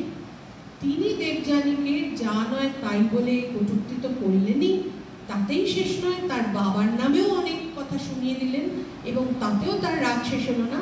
তিনি দেবযানীকে ওই বিবস্ত্র অবস্থায় একটা শুকনো কুয়োর মধ্যে ধাক্কা মেরে ফেলে দিয়ে চলে গেলেন এবং মনে মনে ভাবতে ভাবতে গেলেন যে ওখানে পড়েও মরবে। এটা মানে জেনে শুনে করেছেন, কিন্তু যে ওখানে ওই শুকনো কুয়োয় পড়ে ওখানে তখনই জলে ডুবে যাবে না, কিন্তু ওখানে কেউ যায় না, ওখানে পড়ে থেকেও মারাই যাবে। হ্যাঁ, এটা ভাবতে ভাবতে তিনি ফিরে গেলেন। এটা কিন্তু একটা ক্রাইম, হ্যাঁ, অপরাধ, হত্যার অপরাধ। কারণ মহাভারতকার বলছেন, হতেয়ামিতি বিজ্ঞায় শর্মিষ্ঠা পাপ নিশ্চয়া অনবেক্ষ্য যয়ো বেশ্ম ক্রোধ বেগ পরায়ণা। শর্মিষ্ঠা যে কিনা পাপ নিশ্চয়া, মানে একটা অপরাধ করবে বলে মনস্থির করেছে, পাপ করবে বলে যে নিশ্চয় করেছে, মনস্থির করেছে, সে ইয়ম হতা ইতি বিজ্ঞায়, ইয়ম দেবয়ানী হতা, এ মারা গেছে এইটি জেনে, মানে ও ফেলে দিয়ে ভাবছে যে মরে গেছে, এইটি জেনে সে অনবেক্ষ ফিরেও না তাকিয়ে যে ওর কি হলো, মরলো না বেঁচে আছে সেটি না দেখে সে ক্রোধ বেগ করায় না, রাগে চুটে হনন করে বেশমা যয়ো নিজের বাড়ি ফিরে গেল। আপনারা সবাই নিশ্চয়ই আমাদের মধুকবির সেই বিখ্যাত শর্মিষ্ঠা নাটক জানেন, যেখানে শর্মিষ্ঠা হচ্ছেন নায়িকা আর দেবযানী আমরা বলতে পারি খণ্ডিতা নায়িকা। হ্যাঁ, তার জন্য কিন্তু দর্শকের মন কাঁদবে না, শর্মিষ্ঠার দুঃখে কাঁদবে। শর্মিষ্ঠাকে এই পাপের জন্য অনেক শাস্তি ভোগও করতে হয়েছে, ঠিক, কিন্তু এই পাপটি নেহাত সাধারণ পাপ নয়। একটা ঝগড়া আমাদের ভার্গব কাব্য রূষণা শুক্রাচার্য, এগুলো সবই তার নাম। তো শুক্র বৃষপর্বাকে বলে, তবে এই মুহূর্তে তোমার পুরোহিতের পদ ছেড়ে চলে যাবে। এত বড় সাহস, আমার মেয়ের সঙ্গে এই ব্যবহার করে তোমার মেয়ে? বৃষপর্বা জানতেন যে শুক্রাচার্য চলে গেলে তাদের সমূহ ক্ষতি, পায়ে পড়ে ক্ষমা চাইলেন, বললেন যা বলবেন তার প্রায়শ্চিত্ত করবো। বললেন বেশ, তাহলে তোমার মেয়ে তার 1000 সখী নিয়ে আমার মেয়ের দাসী হয়ে থাকবে। কোনো উপায় নেই, বৃষপর্বাকে তার রাজ্য দেখতে হবে, তার প্রজাদের কল্যাণ দেখতে হবে। তিনি মেয়েকে দাসী করে পাঠালেন দেবযানীর কাছে। আর দেবযানীর কি হলো? হ্যাঁ, যযাতি তাকে উদ্ধার করেছিলেন, সেই তাদের প্রথম দেখা, পরে আরো একবার দেখা, এবং সেই অপূর্ব অনিন্দ সুন্দরীকে যযাতি তো ভুলতে পারেননি। তার মনে প্রেম জানি না, প্রণয় জেগেছিল। কিন্তু দেবযানী ব্রাহ্মণ কন্যা আর যযাতি ক্ষত্রিয়। তখনকার দিনে বর্ণ সংকর একটা ভয়ানক অপরাধ বলে গণ্য হতো। বিশেষ করে উচ্চ বর্ণের কন্যাকে বিবাহ করাটা একরকম গর্হিত আচরণ। বিশেষ করে রাজা নিজে এটা করবেন, এটা একেবারেই কাম্য ছিল না। তো সেখানে যযাতি কিছুই বলেনি, কিন্তু দেবযানী সমানভাবে আকৃষ্ট হয়েছিলেন। এবং আমরা দেখি ঠিক কচের বেলায় যেমন দেবযানী এবারেও নিজে থেকে রাজাকে প্রস্তাব দিলেন, আমাকে বিয়ে করো। জীবনে তিনি এই দ্বিতীয়বার বিবাহ প্রস্তাব করলেন কারোর কাছে। যযাতি প্রত্যাখ্যান করলেন না, কিন্তু জানালেন তার সাহস নেই, তিনি শুক্রাচার্যের কাছে গিয়ে তার কন্যার পানি প্রার্থনা করবেন। ভয় পাচ্ছেন, ব্রহ্মর্ষি, তিনি কি জানি কি সাপ দেবেন। দেবযানী সেই দায়িত্বও নিজের কাঁধে নিলেন, বললেন যে তোমাকে কিছু বলতে হবে না, আমি বলবো বাবাকে, আমি বোঝাবো। এবং বাবা তো মেয়েকে আজ পর্যন্ত কিছুতে না বলেননি, এবারেও বললেন না। এই অসবর্ণ বিবাহটি তিনি মেনে নিলেন। শুধু যযাতিকে বললেন, দেখো, আমার মেয়েকে কোনোভাবে মনে তুমি কষ্ট দিতে পারবে না, এবং তোমাকে প্রতিজ্ঞা করতে হবে তুমি আর দেবযানী বিনা অন্য কোনো স্ত্রী গ্রহণ করবে না। বিশেষ করে দেবযানীর বিয়ে হলে ওর সঙ্গে এই যারা ওর দাসী হয়ে আছে, শর্মিষ্ঠা এবং তার সখীরা, তারাও যাবে শ্বশুর বাড়ি। 10,000 সখীর কথা বলা হচ্ছে, ধরে নিচ্ছি 10টি সখী শর্মিষ্ঠা ছাড়া, এরা যাবে। তাদের মধ্যে বিশেষ করে শর্মিষ্ঠার সঙ্গে তোমার যেন কোনো রকম সম্পর্ক তৈরি না হয়। এটা কেন বিশেষ করে বললেন? কারণ তার মনে এই আশঙ্কা ছিল যে এই অতি অপরূপা দৈত্য রাজকন্যাটি তার এই হবু জামাতার মন হরণ করতে পারে এবং তার আদরের মেয়েটির কষ্টের কারণ হয়ে দাঁড়াতে পারে। কাজেই আগেই তার থেকে একটি প্রতিশ্রুতি আদায় করে নিয়ে তারপরে বিবাহের সম্মতি দিলেন। প্রতিশ্রুতি দিয়েছেন রাজা, মানে সত্য যাকে বলে, সত্য করেছেন, শপথ করেছেন। বিবাহ হলো এবং দেবযানীর জন্য সেটা একটা সত্যি সুখের সময়, অন্তত কিছুদিনের জন্য। তার 2টি ছেলে জন্মালো, যদু আর তুর্বসু। ভারী আনন্দে আছেন, কিন্তু জানেন না তার এই আনন্দের পিছনে তৈরি হয়েছে তারই অজান্তে একটি বিপুল বঞ্চনার সরসজ্জা। রাজার বাড়িতে দেবযানীর সঙ্গে শর্মিষ্ঠাও গিয়েছিলেন। তিনি থাকতেন উদ্যানে, তার একটা গৃহ ছিল সেখানে রাজা তাকে দেখেন, তার প্রেমে পড়েন, এবং শর্মিষ্ঠা তাকে একেবারেই প্রত্যাখ্যান করেননি, বরং শর্মিষ্ঠা বেশি চেয়েছিলেন, কারণ দেবযানীর উপর একটা রাগ তো তার ছিলই, এবং তারও উপযুক্তই পাত্র ক্ষত্রিয় রাজা যযাতি, কি অসুবিধে আছে। কিন্তু গোপনে তারা বিবাহ করলেন, এবং কতদিন তাদের এই বিবাহ বন্ধন গোপন ছিল ভাবুন। শর্মিষ্ঠার 3টি ছেলে হয়ে গিয়েছিল, তারা বেশ খানিকটা বড় হয়ে গেছে, কথা বলতে পারে। এরকম এক সময় দেবযানী তার স্বামীর সঙ্গে বাগানে বেড়াচ্ছেন, দেখছেন শর্মিষ্ঠার 3টি ছেলে। হ্যাঁ, দেবযানী জানতেন শর্মিষ্ঠার ছেলে হয়েছে। শর্মিষ্ঠা তাকে বলেছিলেন এক ঋষি তার পানি গ্রহণ করে তার সন্তানের জন্ম দিয়েছেন, এবং তখনকার দিনে এটা খুব স্বাভাবিক যে নারী যাতে তার নারীত্ব ব্যর্থ না হয়, সে মা হবে, এটা খুব স্বাভাবিক যাচনা। সে চাইবে, এবং যার কাছে সে মা হতে চাইবে তার ধর্মও হচ্ছে তার ঋতু রক্ষা করা, তার গর্ভে সন্তান উৎপাদন করা। বস্তুতপক্ষে শর্মিষ্ঠা নিজে কিন্তু যযাতিকে এই প্রস্তাব দিয়েছিলেন। যযাতিকে তিনি বলেছিলেন, আপনার ধর্ম নারীর এই দাবি রক্ষা করা, আমি একটি নারী হয়ে আপনার কাছে সন্তান প্রার্থনা করছি। রাজার তো ভয় ছিল শুক্রাচার্যের সাপে, তার কাছে প্রতিশ্রুতি দিয়ে এসেছেন, কাজে খুব সংগোপনে রেখেছিলেন ব্যাপারটি। কিন্তু সেই যে সেদিন তারা বেড়াচ্ছিলেন বাগানে, এমন সময় শর্মিষ্ঠার 3টি ছেলে শিশুপুত্র, তাদের নাম ধ্রুব, অনু আর পুরু। কি সুন্দর সুন্দর তিনটে দেবশিশুর মতো বাচ্চা, চেনেন তাদের দেবযানী, তারা রাজাকে দেখে ছুটে এসে বাবা বাবা বলে তার কোলে চড়ার চেষ্টা করছে। নিমেষে দেবযানীর কাছে সব কিছু পরিষ্কার হয়ে গেল। শিশুরা এসে কাকে বাবা বলছে? তার স্বামীকে। তার মানে নিশ্চয়ই তিনি তাদের বাবা। মুহূর্তে ছেড়ে গেল তার সমস্ত সুখ স্বপ্ন। সেই দণ্ডে তিনি রওনা হলেন পিতৃগৃহে। তখন তো যযাতির মাথায় বাজ পড়েছে। তিনি জানেন এবার শুক্রাচার্যের কাছে তার কি পরিণতি, কি অভিশাপ তিনি পেতেন। তিনিও ছুটলেন, কিন্তু তার আগেই দেবযানী পৌঁছে গেছেন, রাগের মাথায় যাচ্ছেন, খুব দ্রুত পৌঁছে গেছেন বাবার কাছে, গিয়ে সব বলেছেন। এবং শুক্রাচার্য অপেক্ষা করছেন কখন যযাতি সামনে আসবেন এবং তাকে তার অভিশাপটি বর্ষণ করবেন। যযাতি এসে পায়ে পড়াতেও কোনো সুরাহা হলো না। তাকে বললেন যে যে যৌবনের নেশায় তুমি আমার মেয়ের মনে এই কষ্ট দিলে, সেই যৌবন তোমার থাকবে না, সেই যৌবন তোমার চলে যাবে, তুমি অকাল জরায় আক্রান্ত হবে।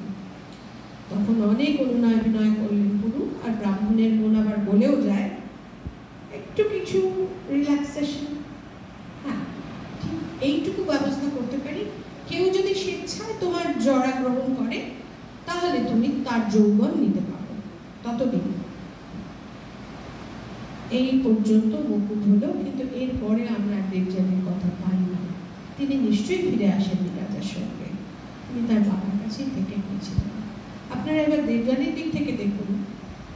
এরপরের ঘটনা আমরা জানি যে তার ছোট ছেলে পুরু বাবার জরা নেবে এবং যযাতি বহুদিন তার যৌবন ভোগ করবেন। করতে করতে শেষ পর্যন্ত একসময় তার মনে হবে না জাতু কাম কামানাম উপভোগেন সাম্যতি, যতই আমি কামের উপভোগ করি না কেন, কখনোই কামনার শেষ হয় না। হবিষা কৃষ্ণবর্তমেব ভূয় এবাভিবর্ধতে।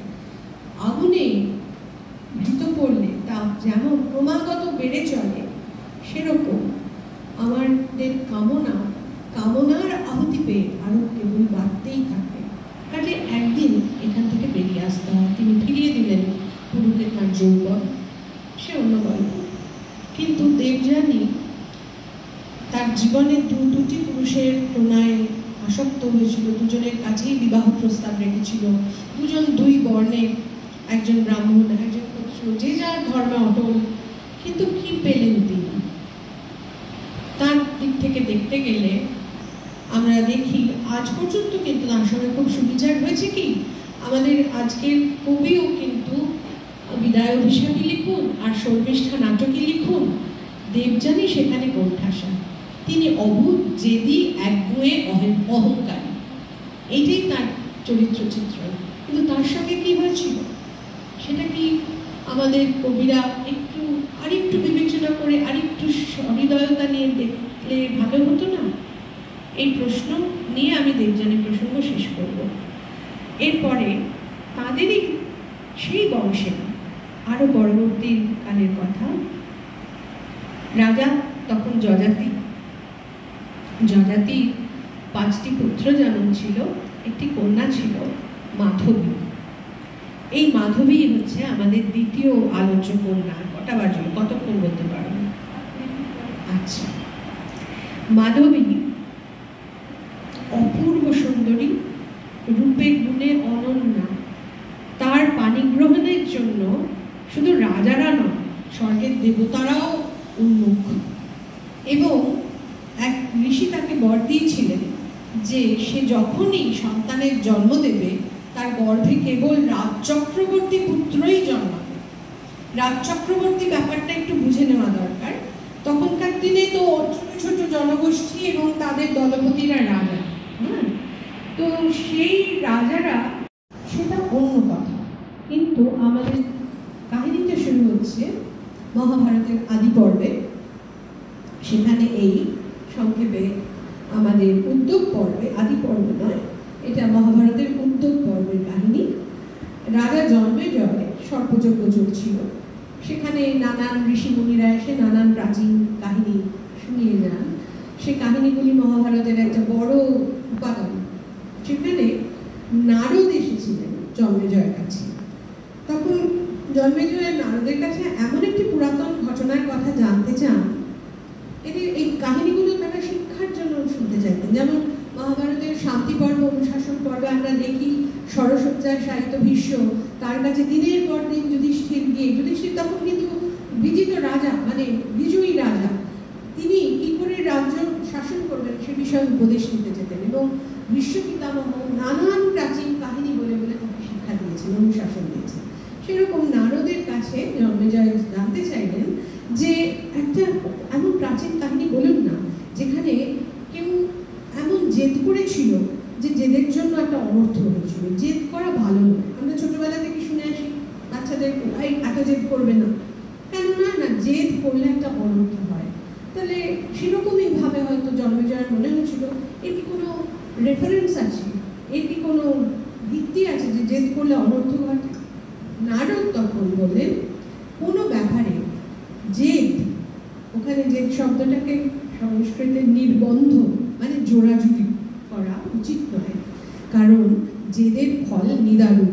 বাক্যটি হচ্ছে না কর্তব্যশ্চ নির্বন্ধ নির্বন্ধ হি সুদারুণা, অর্থাৎ নির্বন্ধ জেদ করা উচিত নয়, কারণ জেদ সবসময় সাংঘাতিক হয়, তার ফল নিদারুণ।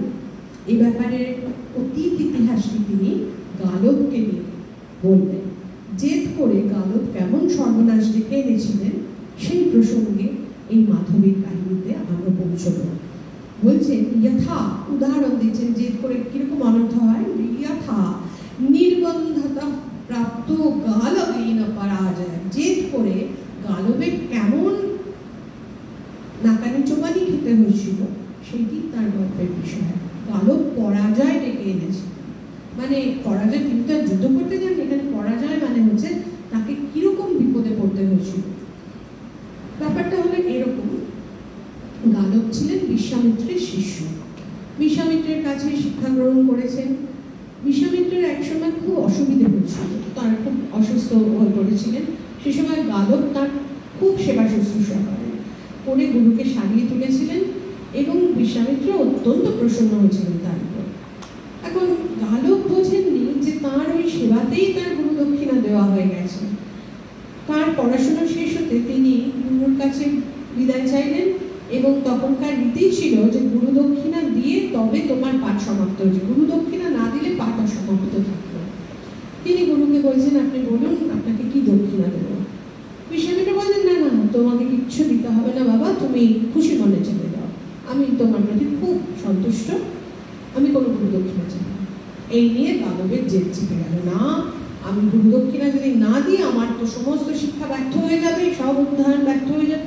সে বুঝতে পারছে না গুরু যখন তাকে বারণ করছেন তাহলে তার কথাটাই শোনা উচিত, তিনি নিশ্চয়ই তার দক্ষিণা পেয়ে গেছেন, তাই আর কিছু চাইছেন না। সে এমন পিড়াপিড়ি করতে লাগলো, উঠতে বসতে তাকে না বলুন না গুরুদেব কি দক্ষিণা দেব। শেষ পর্যন্ত বিশ্বামিত্রের তো ক্ষত্রিয়ের রক্ত, শেষ পর্যন্ত ব্রাহ্মণের মতো অত ধৈর্য নেই, রেগে বেগে বলে বসলেন যাও তাহলে কি দেবে আমাকে, যাও। এখানটা আমি এখান থেকে পড়ছি মহাভারত থেকে। বলছেন নির্বন্ধতস্তু বহুশ গালবস্য তপস্বিনা, তপস্বী শব্দটা তাপস নয়, এখানে তপস্বী মানে হচ্ছে বেচারা। হ্যাঁ, বেচারা গালবের এত নির্বন্ধের জন্যে, এত জেদির জন্যে কিঞ্চিত আগত সংরম্ভ বিশ্বামিত্র ব্রবীদ ইদম। বিশ্বামিত্র কিঞ্চিত আগত সংরম্ভ, খানিকটা বিরক্ত হয়েই বললেন, এই কথা বলেন, কি বললেন, আচ্ছা যাও এই কথা শ্যামকর্ণানাং ভয়ানাং চন্দ্রবক্ষসাম অষ্টৌ শতানি মে দেহি গচ্ছ গালব মাচিরম। কি বললেন, মাচিরম এক্ষুনি অনতি বিলম্বে আমার জন্যে অষ্টৌ শতানি হয়ানাম 800 এমন ঘোড়া এনে দাও। কেমন ঘোড়া, যারা কিনা চন্দ্রবক্ষস অর্থাৎ তাদের গায়ের রং চাঁদের মতো উজ্জ্বল, আর এই কথা শ্যামকরণ একটা করে কান কালো।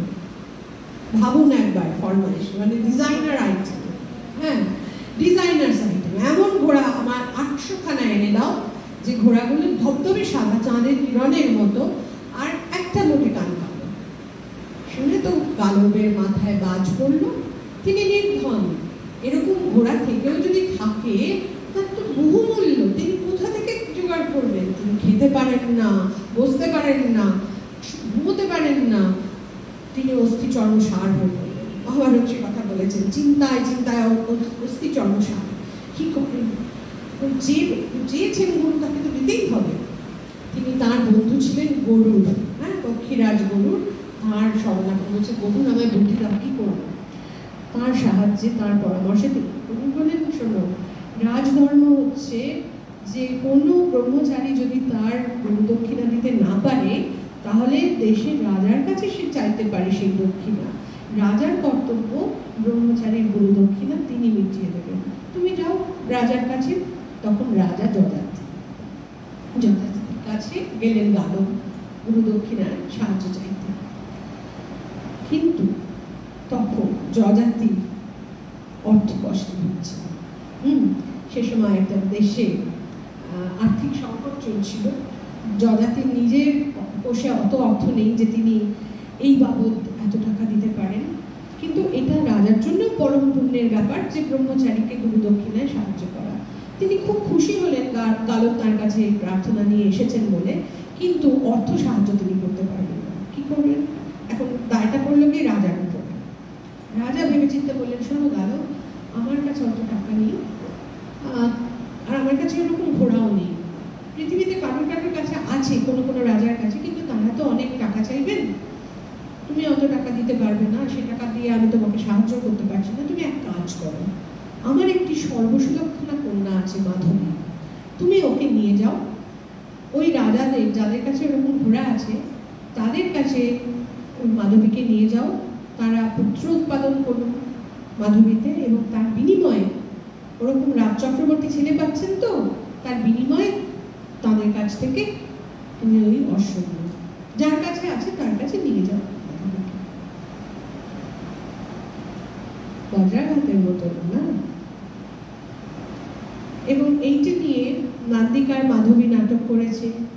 এবং এটা মানে আমাদের প্রাচীন ভারতে মেয়েদের অবস্থান কত নিচে ছিল, তারা পণ্য সামগ্রী ছাড়া কিছু বলে বিবেচিত হতো না, সেটা দেখানোর জন্য অনেকেই সরব হয়েছেন। সুকুমারী ভট্টাচার্য বিরাট করে লিখেছেন, ঋষিভপ্রসাদ মাধবী লিখেছেন, অনেকেই লিখেছেন। ঋষিভপ্রসাদ দৃষ্টিকোণটা অবশ্যই একটু অন্যরকম, এতটা দৃঢ় নয়, কিন্তু আমরা এটা দেখি, এইভাবেও তো দেখতে পারি যে এই যে অনর্থ, কি অনর্থ ঘটতে পারে সেইটা জানার জন্য কিন্তু প্রশ্নটা রেখেছিলেন আমাদের জন্মেজয় নারদের কাছে, এবং সেই অনর্থের নমুনা দেখানোর জন্য নারদ এই কাহিনীটি বলছেন। তাহলে এটা কি মহাভারতের দৃষ্টিতে অনর্থই ছিল? আমি কিন্তু এর আগের বক্তৃতা অবধি তাই মনে করতাম, তাই বোধ হয়। কিন্তু আমার পরের মনে একটা প্রশ্ন জেগেছে যে এই যে কথাটা, এটাকে অনর্থের দৃষ্টিতে দেখা হচ্ছে ঠিক কিভাবে মহাভারতে বলা হচ্ছে। আপনাদের কাছে লাইনটা বললাম যে যথা নির্বন্ধতঃ প্রাপ্ত গালবেন পরাজয়, যে জেদের ফলে গালবের যে কি পরাজয় ঘটেছে, পরাজয়টা গালবের ঘটেছে, হয়রান গালবকে হতে হয়েছে, তাকে এমন বিপদে পড়তে হয়েছে যে তারপরে মাধবীকে নিয়ে সে কি কি করেছে আমরা দেখতে পাবো। সেই পুরো হয়রানিটা গালবের ঘটেছে, যদি সে যেটা না করতো তাহলে তাকে এই হয়রানির মধ্যে দিয়ে যেতে হতো না। এইটি কি বলতে চেয়েছেন? মনে হচ্ছে যেন সেরকম, কারণ গালবস্য পরাজয়, গালবের পরাজয় বলে কেন বললেন? এই কি শুধু এটা পুরোটা কি একটা অনর্থ বলে দেখেছেন মহাভারত? আমি আজকাল মানে খুব সম্প্রতি আমার এই একটা মনে প্রশ্ন জেগে খুব অস্বস্তিতে ফেলে দিয়েছে যে এটা আমি অন্যভাবে যে ব্যাখ্যা করার একটা চেষ্টা করতাম, এটা একটা নেগেটিভ এক্সাম্পল হিসেবে, সেটা কি সত্যি পারবো জানি না। আমরা দেখছি যে তারপর মাধবীর কি হলো। মাধবীকে নিয়ে রাজা গেলেন, এই গালব গেলেন রাজা হর্যশ্বের কাছে। এই হর্যশ্বের কাছে উনি শুনেছিলেন এরকম ঘোড়া আছে। হর্যশ্ব বললেন যে হ্যাঁ আমার আছে বটে, কিন্তু অত নেই, 800 ঘোড়া আমার নেই, আমার 200 ঘোড়া আছে। তাহলে ঠিক আছে, তুমি একে এনেছো, এই সর্বসুলক্ষণা কন্যার আমি একটি পুত্র জন্ম সম্পাদন করব, তাহলে আমার পুত্র লাভ হবে আর তুমিও তার বিনিময়ে 200টি ঘোড়া পাবে। তখন নাকি মাধবী বলেন, এটা মাধবীর বক্তব্য হিসেবে মহাভারত বলছে, সত্য মিথ্যা আমরা জানি না, এটা মাধবীর মুখে চাপানো হয়েছে কথাটা, এটাও হতে পারে। কি বলছেন মাধবী? মাধবী কি বললেন তার আগে আমরা একটু দেখে নিই। যখন রাজা জটাতি মেয়েকে দিলেন ভাড়া খাটানোর জন্য, তখন তিনি কি বলেছিলেন? তিনি বলেছিলেন, স ভবান প্রতিগৃহাতু মমেবাং মাধবীং সুতাম, আপনি না আমার এই কন্যা মাধবীকে গ্রহণ করুন। অহং দৌহিত্রবান শ্যাম, তাতে কি হবে? আমার বেশ কত দৌহিত্র জন্মাবে, নাতি হবে। আর বই বরা এইসব মামা প্রভু, সেটা আমার জন্য একটা বড় কথা, আমি দৌহিত্র লাভ করবো আর আপনিও ঋণমুক্ত হবেন। মাধবী যখন হর্যশ্বের কাছে যাবার পর শুনলেন যে তিনি অতগুলি ঘোড়া দিতে পারবেন না, তখন তিনি নাকি নিজেই বুদ্ধি দিলেন বালককে, বললেন, সত্ত্বং দদস্ব মাং রাজ্ঞে প্রতিগৃহ্য হয়োত্তমাম নৃপেভ্যো হি চতুর্ভ্যস্তে পূর্ণান্যষ্টশতানি বৈ ভবিষ্যন্তি তথা পুত্রা মম চত্বার এব চ। কি বললেন?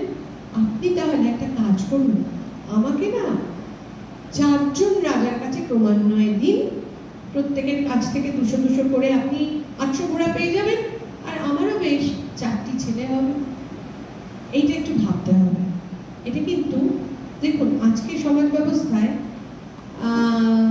আমরা হয়তো ভাবতে পারবো না, কিন্তু বৈদিক যুগে যখন পুত্র হচ্ছে শুধু বংশবৃদ্ধি করবে না, সে রক্ষা করবে, হ্যাঁ, বুড়ো বয়সে সে দেখবে যত যার পুত্র বল জনবল সে তত বেশি সুরক্ষিত। একটি মেয়ে তার এই ভাবে যদি পুত্র উৎপাদন হয়, তারা তো তারই ছেলে থাকে।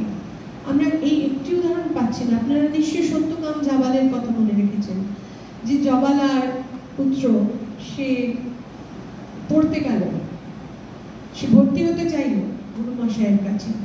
তিনি বললেন, বাছা, আমি তো সবাইকে পড়াই না, তুমি বেদলাভে অধিকারী কিনা জানতে হবে, তোমার গোত্র কি, পিতার নাম কি? সে বলল, আমি তো জানি না, আচ্ছা মাকে জিজ্ঞেস করে আসছি। মা বললেন, আমি জানি না তোমার পিতাকে, আমার তখন যৌবন বয়সে অনেকের সেবা করে আমি তোমাকে পেয়েছিলাম, তুমি কার সন্তান আমি বলতে পারবো না এদের মধ্যে।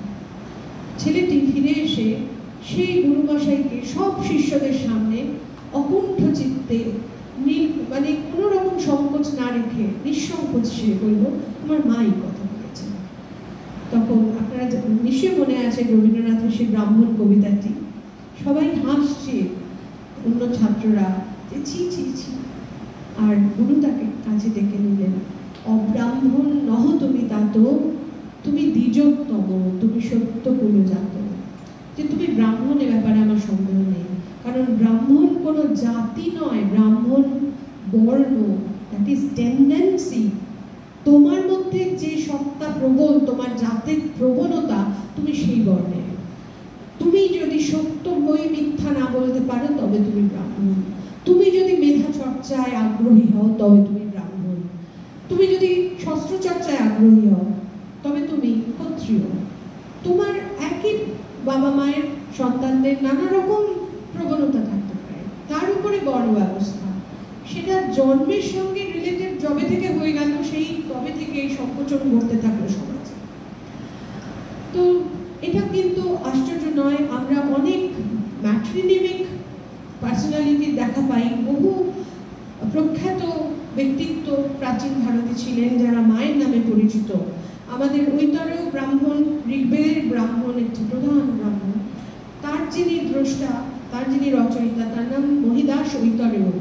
তার বাবার নাম ভুলে গেছে ইতিহাস, কিন্তু তিনি পরিচিত তার মা ইতরার নামে। এবং যে প্রাচীন কাহিনীটি সংরক্ষিত হয়েছে তাতে সায়নাচার্য 14শ শতকের ভাষ্যকার, তিনি বলছেন, কস্যচিৎ মহর্ষে ভব্য পত্নী আসন, কোনো এক মহর্ষির অনেক পত্নী ছিল, তাদের মধ্যে একজন ছিল ইতরা। মহর্ষির অন্যান্য পুত্রদের প্রতি স্নেহাতিশয় ছিল, কিন্তু ইতরার পুত্রের প্রতি তার কোনো স্নেহ ছিল না। হয় হয়তো এরকম।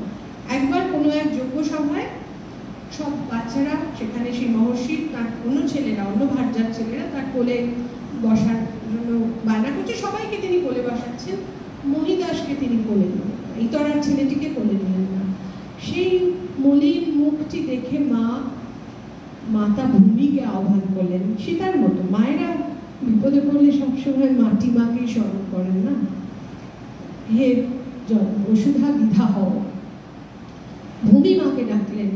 ভূমি মা কুলদেবতা, তিনি দিব্য মূর্তি ধারণ করে সেখানে এলেন এবং তিনি একটি দিব্য সিংহাসনে সেই বাবার অবহেলিত ছেলেটি তাকে বসালেন এবং তাকে আশীর্বাদ দিলেন যে তুমি সকলের বড় পণ্ডিত হবে, শুধু তাই নয়, তোমার কাছে স্বয়ং বেদ প্রতিভাসিত হবে এবং তুমি বেদদ্রষ্টা হিসেবে অমর হয়ে থাকবে। দেখুন, কালের গর্ভে মিলিয়ে গেলেন তার বাবা, তার অন্য ছেলেরা।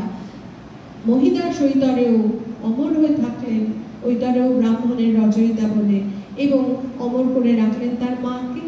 ইতরার ছেলে ঐতরেও এরকম আমরা আরো পাই, মান্ডুকেও, হ্যাঁ, মায়েদের নামে তাদের নাম। তো এই ব্যাপারটা খুব আশ্চর্য নয় যে মাধবী চাইলে যে আমারও 4টি ছেলে হবে।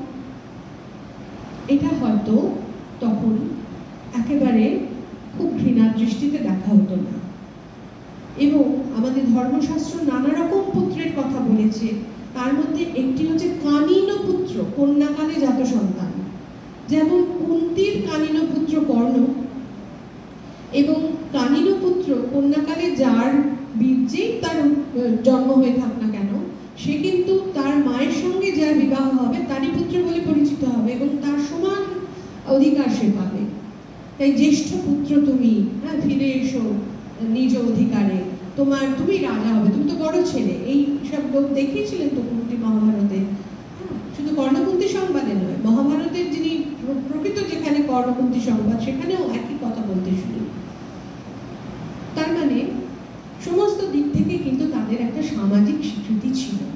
এই জন্য মাধবী বলছেন যে আমারও 4টি ছেলে হবে, আমার তাতে ভালোই হবে, তুমি আমাকে 4 জনের কাছে নিয়ে যাও। তো এরপরে ক্রমে ক্রমে 4 জন তো নয়, হর্যস্যের পরে দিবদাস এবং তারপরে কুশীনর, এই 3 জন রাজার কাছে মাধবী গেলেন। 1 বছর করে থাকলেন, একটি করে পুত্র সন্তানের জন্ম হতে তিনি ফিরে এলেন গালবের কাছে, আবার আরেকজনের কাছে থাকলেন। মাধবী নিজে বলেছিলেন যে তাকে এক ব্রহ্মবাদী বর দিয়েছিলেন যে সন্তান জন্মানোর পরেই তিনি নাকি পুনরায় কুমারী হয়ে যাবেন। যেমন আমরা শুনি মৎস্যগন্ধা সত্যবতী পেয়েছিলেন, এবং আমাদের মহাভারতকার ব্যাস স্বয়ং তিনি কানিন পুত্র, তাই নয় কি? তাহলে এটি কোনো লজ্জার ব্যাপার ছিল না, অন্তত মহাভারতের যুগে। সেখানে মাধবী এইভাবে 4 পুত্র উৎপাদন, 4 না 3টি পুত্র তার জন্মালো। তাদের নাম হচ্ছে বসুমনা, প্রতর্দন এবং শিবি। এরা প্রত্যেকে খুব বিখ্যাত। শিবি রাজার নাম আপনারা শুনেছেন, তার মতো দানি রাজা, বিরাট দাতা ছিলেন তিনি। তা যাই হোক, তারপরে পৃথিবীতে আর এমন কোনো রাজা নেই যার কাছে আরো 200 এরকম অশ্ব আছে। শেষ, গরুর খবর দিলেন আর পাওয়া যাবে না, স্টক ফিনিশড। এবার কি হবে? গুরু তো বলেছেন 800 ঘোড়া চাই। তখন কালো ওই 600 ঘোড়া আর মাধবীকে নিয়ে বিশ্বামিত্রের কাছে গেলেন, বললেন যে এই আমি আনতে পেরেছি, আর এই মাধবী, আপনি এতে একটি পুত্র সন্তান উৎপাদন করুন, তাহলে আমাকে বাকি 200 অশ্বের যে বাকি রইল তা থেকে ঋণমুক্ত করুন।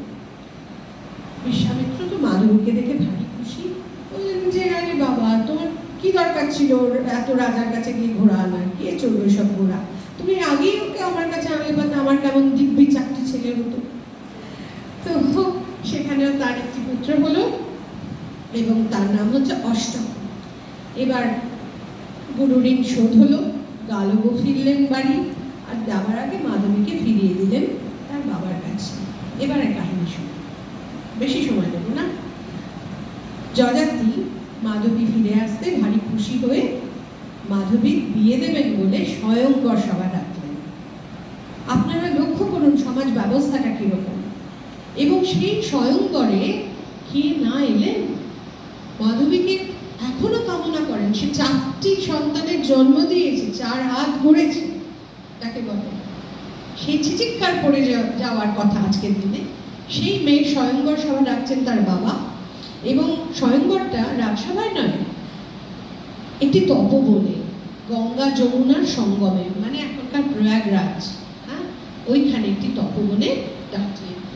বড় ভাই যদু, ছোট ভাই গুরু, হ্যাঁ, দাদা আর মানে বড় দাদা ছোট দাদা, এরা দুজন রথ চালিয়ে নিয়ে এলেন মাধবীকে তপবনে, হাতে তার মালা, এবং সেখানে কারা জড়ো হয়েছেন তার হাতের মালা আশায়। নাগ কুলের সকলে, তাদের বড় বড় রাজারা, যক্ষ, মনুষ্য, গন্ধর্ব, মৃগ, পক্ষী, এরা সব টোটেম, ভাববেন না বনের জন্তু জানোয়ার, হ্যাঁ, টোটেম এগুলো। তখনকার বিভিন্ন গোষ্ঠী, নাগ মানে তারা ঘনা ধরা সাপ নয়, তাদের গোষ্ঠীর দেবতা হচ্ছেন নাগ। সেরকম মৃগ, পক্ষী, এরা ঋষি, ব্রহ্মতুল্য মানুষ, এরা সবাই আরো অনেকে ভিড় করে এলেন মাধবীর স্বয়ংবর সভায়, মাধবীকে বিয়ে করার আশায়। কিন্তু যেমন যেমন প্রার্থী বরদের পরিচয় দেওয়া হতে থাকলো মাধবীকে, স্বয়ংবর সভার রেওয়াজ ছিল এরকম, আপনারা সব নানান সিরিয়াল দেখে অভিজ্ঞ, যে কন্যাটির হাতে মালা থাকে এবং সে এক একটু একটু করে এগোতে থাকে প্রার্থীর পর প্রার্থী, এবং যার সামনে যান তখন তার পরিচয় দেওয়া হয় যে ইনি অমুক জায়গায় রাজা, এই যদি মেয়েটির পছন্দ হয় তার গলায় মালা দেবেন, নয়তো এগিয়ে যাবেন। কালিদাস অজয় ইন্দুমতির স্বয়ংবর সভার এক অপূর্ব বর্ণনা দিয়েছেন, যে ইন্দুমতি হাতে মালাটি নিয়ে যাচ্ছেন, এক একজন রাজা যে সামনে আসছেন, ইন্দুমতি উজ্জ্বল হচ্ছে, একে এবার আমি পাবো হয়তো, কিন্তু তারপর যখন এগিয়ে যাচ্ছেন, হ্যাঁ, তার ম্লান হয়ে যাচ্ছে, যেমন একটা দীপদণ্ড সামনে এলে উজ্জ্বল হয়ে ওঠে, সে এগিয়ে গেলে ছায়াগ্রস্ত হয়ে পড়ে, সেরকম রাজাদের মুখ মলিন হয়ে যেতে থাকলো। আমাদের মাধবীর স্বয়ংবর সভা এই তপবনে এক এক করে রাজাদের পরিচয় দেওয়া হচ্ছে, বরের পানি প্রার্থীদের তাদের মাহাত্ম্য কীর্তন হচ্ছে, শুনছেন মাধবী আর এগিয়ে যাচ্ছেন। এগোতে এগোতে এগোতে এগোতে সবাইকে পার করে গেলেন তিনি, আরুকে মনে ধরলেন না, তার হাতের মালাটি তিনি পরালেন সেই তপবনকে। অর্থাৎ তিনি ব্রহ্মচারিণী হলেন, তিনি তপবনকেই বরণ করলেন, তিনি তপবনবাসিনী হলেন, তিনি আর বিয়ে করবেন না। এটা খুব তাৎপর্যপূর্ণ, কারণ বিয়ে এই প্রতিষ্ঠানে তার কোনো আগ্রহ নেই, শ্রদ্ধাও নেই। বিয়ে হয়তো তিনি চাইতেন তার পুত্রের জন্য, সে তো পেয়ে গেছেন তিনি, আর কেন? এই মাধবী দীর্ঘদিন তপস্যা করেন, আশ্চর্য তার তপস্তেজ। এখানেও কাহিনী শেষ নয়, আমরা দেখি আরো পরে যজাতি মৃত্যু হয়েছে, তিনি স্বর্গে গেছেন, বহু পুণ্যবল, অনেকদিন স্বর্গভোগ করার পর তার পুণ্য শেষ হয়েছে, এবার পুণ্য শেষ হলে আবার মর্তলোকং সংবিশন্তি, তারা সেরকম ভাবে ফেরত পাঠাচ্ছে, স্বর্গ থেকে পড়ছেন, মর্তে এসে পড়তে হবে তাকে। আবার পড়তে পড়তে তিনি চাইলেন আমি যেন পুণ্যবান মানুষদের কাছে, শর্ত ছিল কারোর পুণ্য শেষ হয়ে গেলে সে পৃথিবীতে তাকে ফিরিয়ে দেওয়া হয়, কিন্তু তাকে যদি আবার কেউ তার নিজের পুণ্য দিয়ে দেয়, সেই পুণ্য ধার করে তিনি আবার স্বর্গে যেতে পারেন। তো ওই যজাতি প্রার্থনা করেছিলেন যেন আমি পুণ্যবান লোকেদের কাছে যাই, পড়লেন যেখানে, সেখানে 4 জন রাজা যজ্ঞ করছিল, অশ্বমেধ না বাজপেয় যজ্ঞ। কারা জানেন? দেখুন, তারা হচ্ছেন মাধবীর 4 পুত্র। এটাও খুব লক্ষণীয়, 4 পুত্র একসঙ্গে যজ্ঞ করছেন, তাদের বাবা কিন্তু আলাদা, মায়ের বাঁধনে তারা বাঁধা। এই 4 ছেলে যারা বসুমানা, প্রতর্দন, শিবি আর অষ্ট, তারা 4 জনে মিলে বাজপেয় যজ্ঞ করছে। সেখানে এসে যজাতি পড়লেন। যজাতির পরিচয় পেয়ে বললেন, আচ্ছা তাহলে আপনি তো আমাদেরই আত্মীয়, হ্যাঁ, আমাদেরই আপনি দাদামশাই, তাহলে আমাদের সবার পুণ্যভাগ নিয়ে আপনি স্বর্গে ফিরে যান। সেই সময় সেখানে এসে উপস্থিত হলেন ভূচারিণী মাধবী। তার পরিচয় দেওয়া হচ্ছে ভূচারিণী, মানে তিনি পরিব্রাজিকা হয়ে সারা পৃথিবীতে ঘুরে বেড়ান। হ্যাঁ, তিনি সেখানে আসতে ছেলেরা মাকে দেখে প্রণাম করে বললেন, তার মানে মায়ের সঙ্গে তাদের সবসময় একটা যোগাযোগ ছিল। বললেন, মা বলুন কি করতে হবে, আমরা সবাই আপনার পুত্র। তার শুনে পরমানন্দিত মাধবী পিতার কাছে গিয়ে তাকে অভিবাদন করে তার দৌহিত্রদের সঙ্গে পরিচয় করালেন। বললেন যে হ্যাঁ, ওরা তো আপনারই নাতি। সেই সঙ্গে নিজের অর্জিত পুণ্যের অর্ধেক পিতাকে দিলেন। আর যজ্ঞকারীরা অনাত্মীয় নয় জেনে জয়জাতি তাদের প্রভাব নিতেও স্বীকৃত হলেন। এমন সময় গালবও সেখানে এসে উপস্থিত হয়ে জয়জাতিকে নিজের পুণ্যের 8 ভাগের 1 ভাগ দান করলেন। কারণ জয়জাতির তিনি বিরাট উপকার করেছিলেন তার গুরুর ঋণ শোধ করতে। এইভাবে বহু পুণ্য ফলে জয়জাতি পুনরায় স্বর্গারোহণ করলেন। এখানে কাহিনী শেষ হচ্ছে। মাধবী সম্পর্কে আর মহাভারত কিছু বলছে না। তাহলে আমরা মাধবীর কাহিনীটা কিভাবে দেখব? হ্যাঁ, পাঠ প্রতিপাঠ পুনঃপাঠ আমি কত রকম ভাবে দেখেছি, এবং আমার সাম্প্রতিক সংশয়ের কথা বলছি যে সেই সংশয় আমি আগে সত্যি বলতে কি ওইভাবে দেখেছিলাম যে অন্যায়ভাবে একটা ইজম চাপানো হচ্ছে যে প্রাচীন ভারত এভাবে মেয়েদের দেখত। এবং এই যে মাধবী নিজে বলছে যে আমাকে 4 জনের কাছে নিয়ে যাও, তাহলে 4টি পুত্র উৎপাদন হবে আমারও, আর তোমারও গুরু ঋণ শোধ হবে, এই কথাটাও হয়তো মাধবের মুখে চাপানো। কারণ একটি কেন চাইবে এভাবে বিভিন্ন পুরুষের কাছে যেতে? কিন্তু একেবারে অসম্ভব নয়, কারণ প্রাচীন ভারতের পরিকাঠামো সম্পর্কে আমরা এখনো সবটা যে জেনে গেছি তা কিন্তু নয়। তাদের চাওয়া পাওয়া এবং সমাজ ব্যবস্থা নিয়ে এখনো গবেষণা বাকি আছে, এবং মেয়েদের অবস্থান সে যুগে কি ছিল তা ক্রমে ক্রমে আমাদের কাছে আরো নতুন নতুন দিক খুলে ধরবার অপেক্ষা রাখে। কাজে কোনো একটা ইজমের একটা লেভেল দিয়ে এই অবস্থা ছিল বলে দাগিয়ে দেওয়া শেষ কথা উচিত হবে না। সবসময় খোলা মন রাখতে হবে, দৃষ্টি প্রসারিত রাখতে হবে ভবিষ্যতে আরো আরো নতুন পাঠের অপেক্ষায়, যা হয়তো খুলে দেবে অজানা কোনো জ্ঞানের সন্ধান, দরজা, গোপন দরজা খুলে দিতে পারে। এই বলে শেষ করছি। অনেক ধন্যবাদ।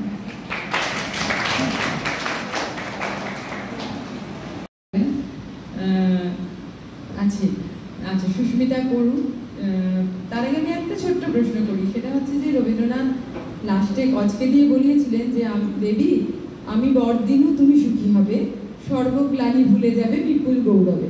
কোথায় বা গৌরব এলো আর কোথায় বা ভুলে গেল দেবযানী? দেবযানী তো কবিগুরু দিয়েছিলেন। যাই হোক, কবিগুরুর মুখ দিয়ে যে বরটা এলো সেটা কিন্তু সত্যি হলো।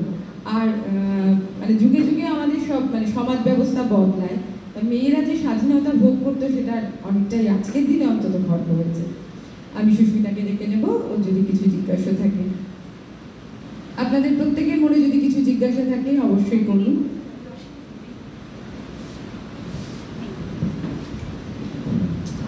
মোদিকে অনেক ধন্যবাদ। আমরা খুবই সমৃদ্ধ হলাম এই আলোচনার মধ্যে দিয়ে, এবং আমার মনে হয় সংস্কৃত সাহিত্যের এই যে বিভিন্ন উপাখ্যান ন্যারেটিভসগুলো আজকের আমরা সমাজবিজ্ঞানের, রাষ্ট্রবিজ্ঞানের সমস্ত দিক থেকে, তত্ত্বের দিক থেকে কিন্তু একটু নতুনভাবে বিশ্লেষণ করতে পারি।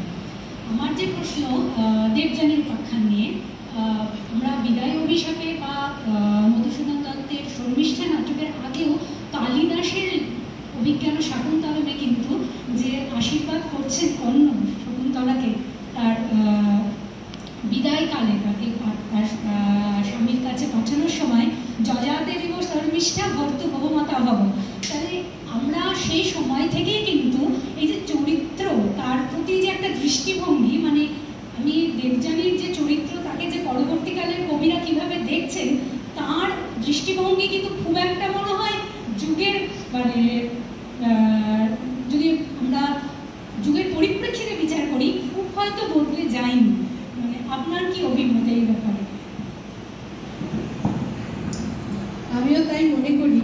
এই যে শর্মিষ্ঠার প্রতি সহানুভূতি, এটা খুব প্রাচীন। একেবারে ঠিক কথাই বলেছেন।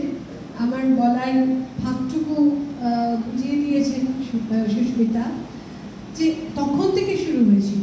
কালিদাস বলছেন যে যজাতির কাছে যেমন শর্মিষ্ঠা, সেই রকম তুমিও তোমার স্বামীর কাছে বহুমতা মানে সম্মানিতা, হ্যাঁ, আদরিণী হও। এখন দেখতে গেলে শর্মিষ্ঠা ছোট বউ এবং কোনো বউ একদিক থেকে সুরানী। দেবযানীকে দুরানী হতে হলো পরে, কিন্তু সে কিন্তু তখনও সুরানী ছিল, মহিষী ছিল। এবং শর্মিষ্ঠা যেহেতু লুকিয়ে থাকতে হচ্ছে, তার এই যে দুঃখের দিকটা, সে রাজকন্যা হয়েও তাকে দাসী হয়ে থাকতে হচ্ছে, সে গরবিনী রানী হয়েও তাকে লুকিয়ে রাখতে হচ্ছে নিজের পরিচয়, সন্তানদের পিতৃ পরিচয়।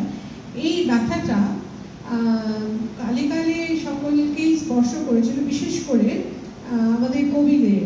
হ্যাঁ, এখন একটি মেয়ে যদি দেবযানীকে নিয়ে ভাবতো, তাহলে সেই মহিলা কবি কিভাবে দেবযানীকে লিখতেন, দেখতেন, সেই পাঠটি, সেই ন্যারেটিভটা এখনো কিন্তু বাকি আছে। হ্যাঁ, যে কারণে আমরা দেখছি, আমি কবিগুরু যিনি আমাদের, তারও আগে মধুসূদন কি বলেছেন, মধুসূদনের কথায় দেবযানী সম্পর্কে কি বলা হয়েছে দেখুন। খুব একটা ভালো কথা বলা হয়নি, কোথায়, হ্যাঁ, এই যে মাইকেল মধুসূদনের শর্মিষ্ঠা নাটকে দেবযানী গোপন স্বভাব ও ঈর্ষা করা, পরিষ্কার এইভাবেই তাকে দেখানো হয়েছে। আর বিদায় অভিশাপে তিনি একটি অবুঝ জেদি অভিমান সর্বস্বত, যার মধ্যে কোনো ম্যাচুরিটি আসে না, তাহলে শুধু জেদ করে, বায়না করে। তাহলে সে কি করে একটা মানে কবিদের মনোযোগের কেন্দ্র হয়ে উঠবে? এই পক্ষপাতিত্বটা অনেক প্রাচীন। সুস্মিতাকে ধন্যবাদ, রবিজ্ঞানের শকুন্তলমেই আমরা এটা পাচ্ছি। শর্মিষ্ঠাও কিছু দুষ্টু কম ছিল না, ফেলে দিয়েছিল, ফেলে দিয়ে অন্যায়টা তো অবশ্যই করেছে। এবং তার জন্য তুমিই তো পড়িয়েছিলে একবার শর্মি, যে শকুন্তলা তার মানে পিতার অনুমতি না নিয়ে বিবাহ করার জন্য তাকে দুঃখ পেতে হয়েছে। তা সেই রকমই শর্মিষ্ঠাও অন্যায় করেছে বলেই তাকে খানিকটা দুঃখ পেতে হয়েছে। হ্যাঁ, তুমি বলেও দিয়েছো, ফলে তার অপরাধ সে ভোগ করেছে, ফল ভোগ করেছে। আচ্ছা, আপনাদের যদি আর কোনো প্রশ্ন থাকে তাহলে আপনারা নিশ্চয়ই করবেন, না হলে আজকে মতো আমাদের এই সভা শেষ হলো। অনেক অনেক ধন্যবাদ বন্ধুকে।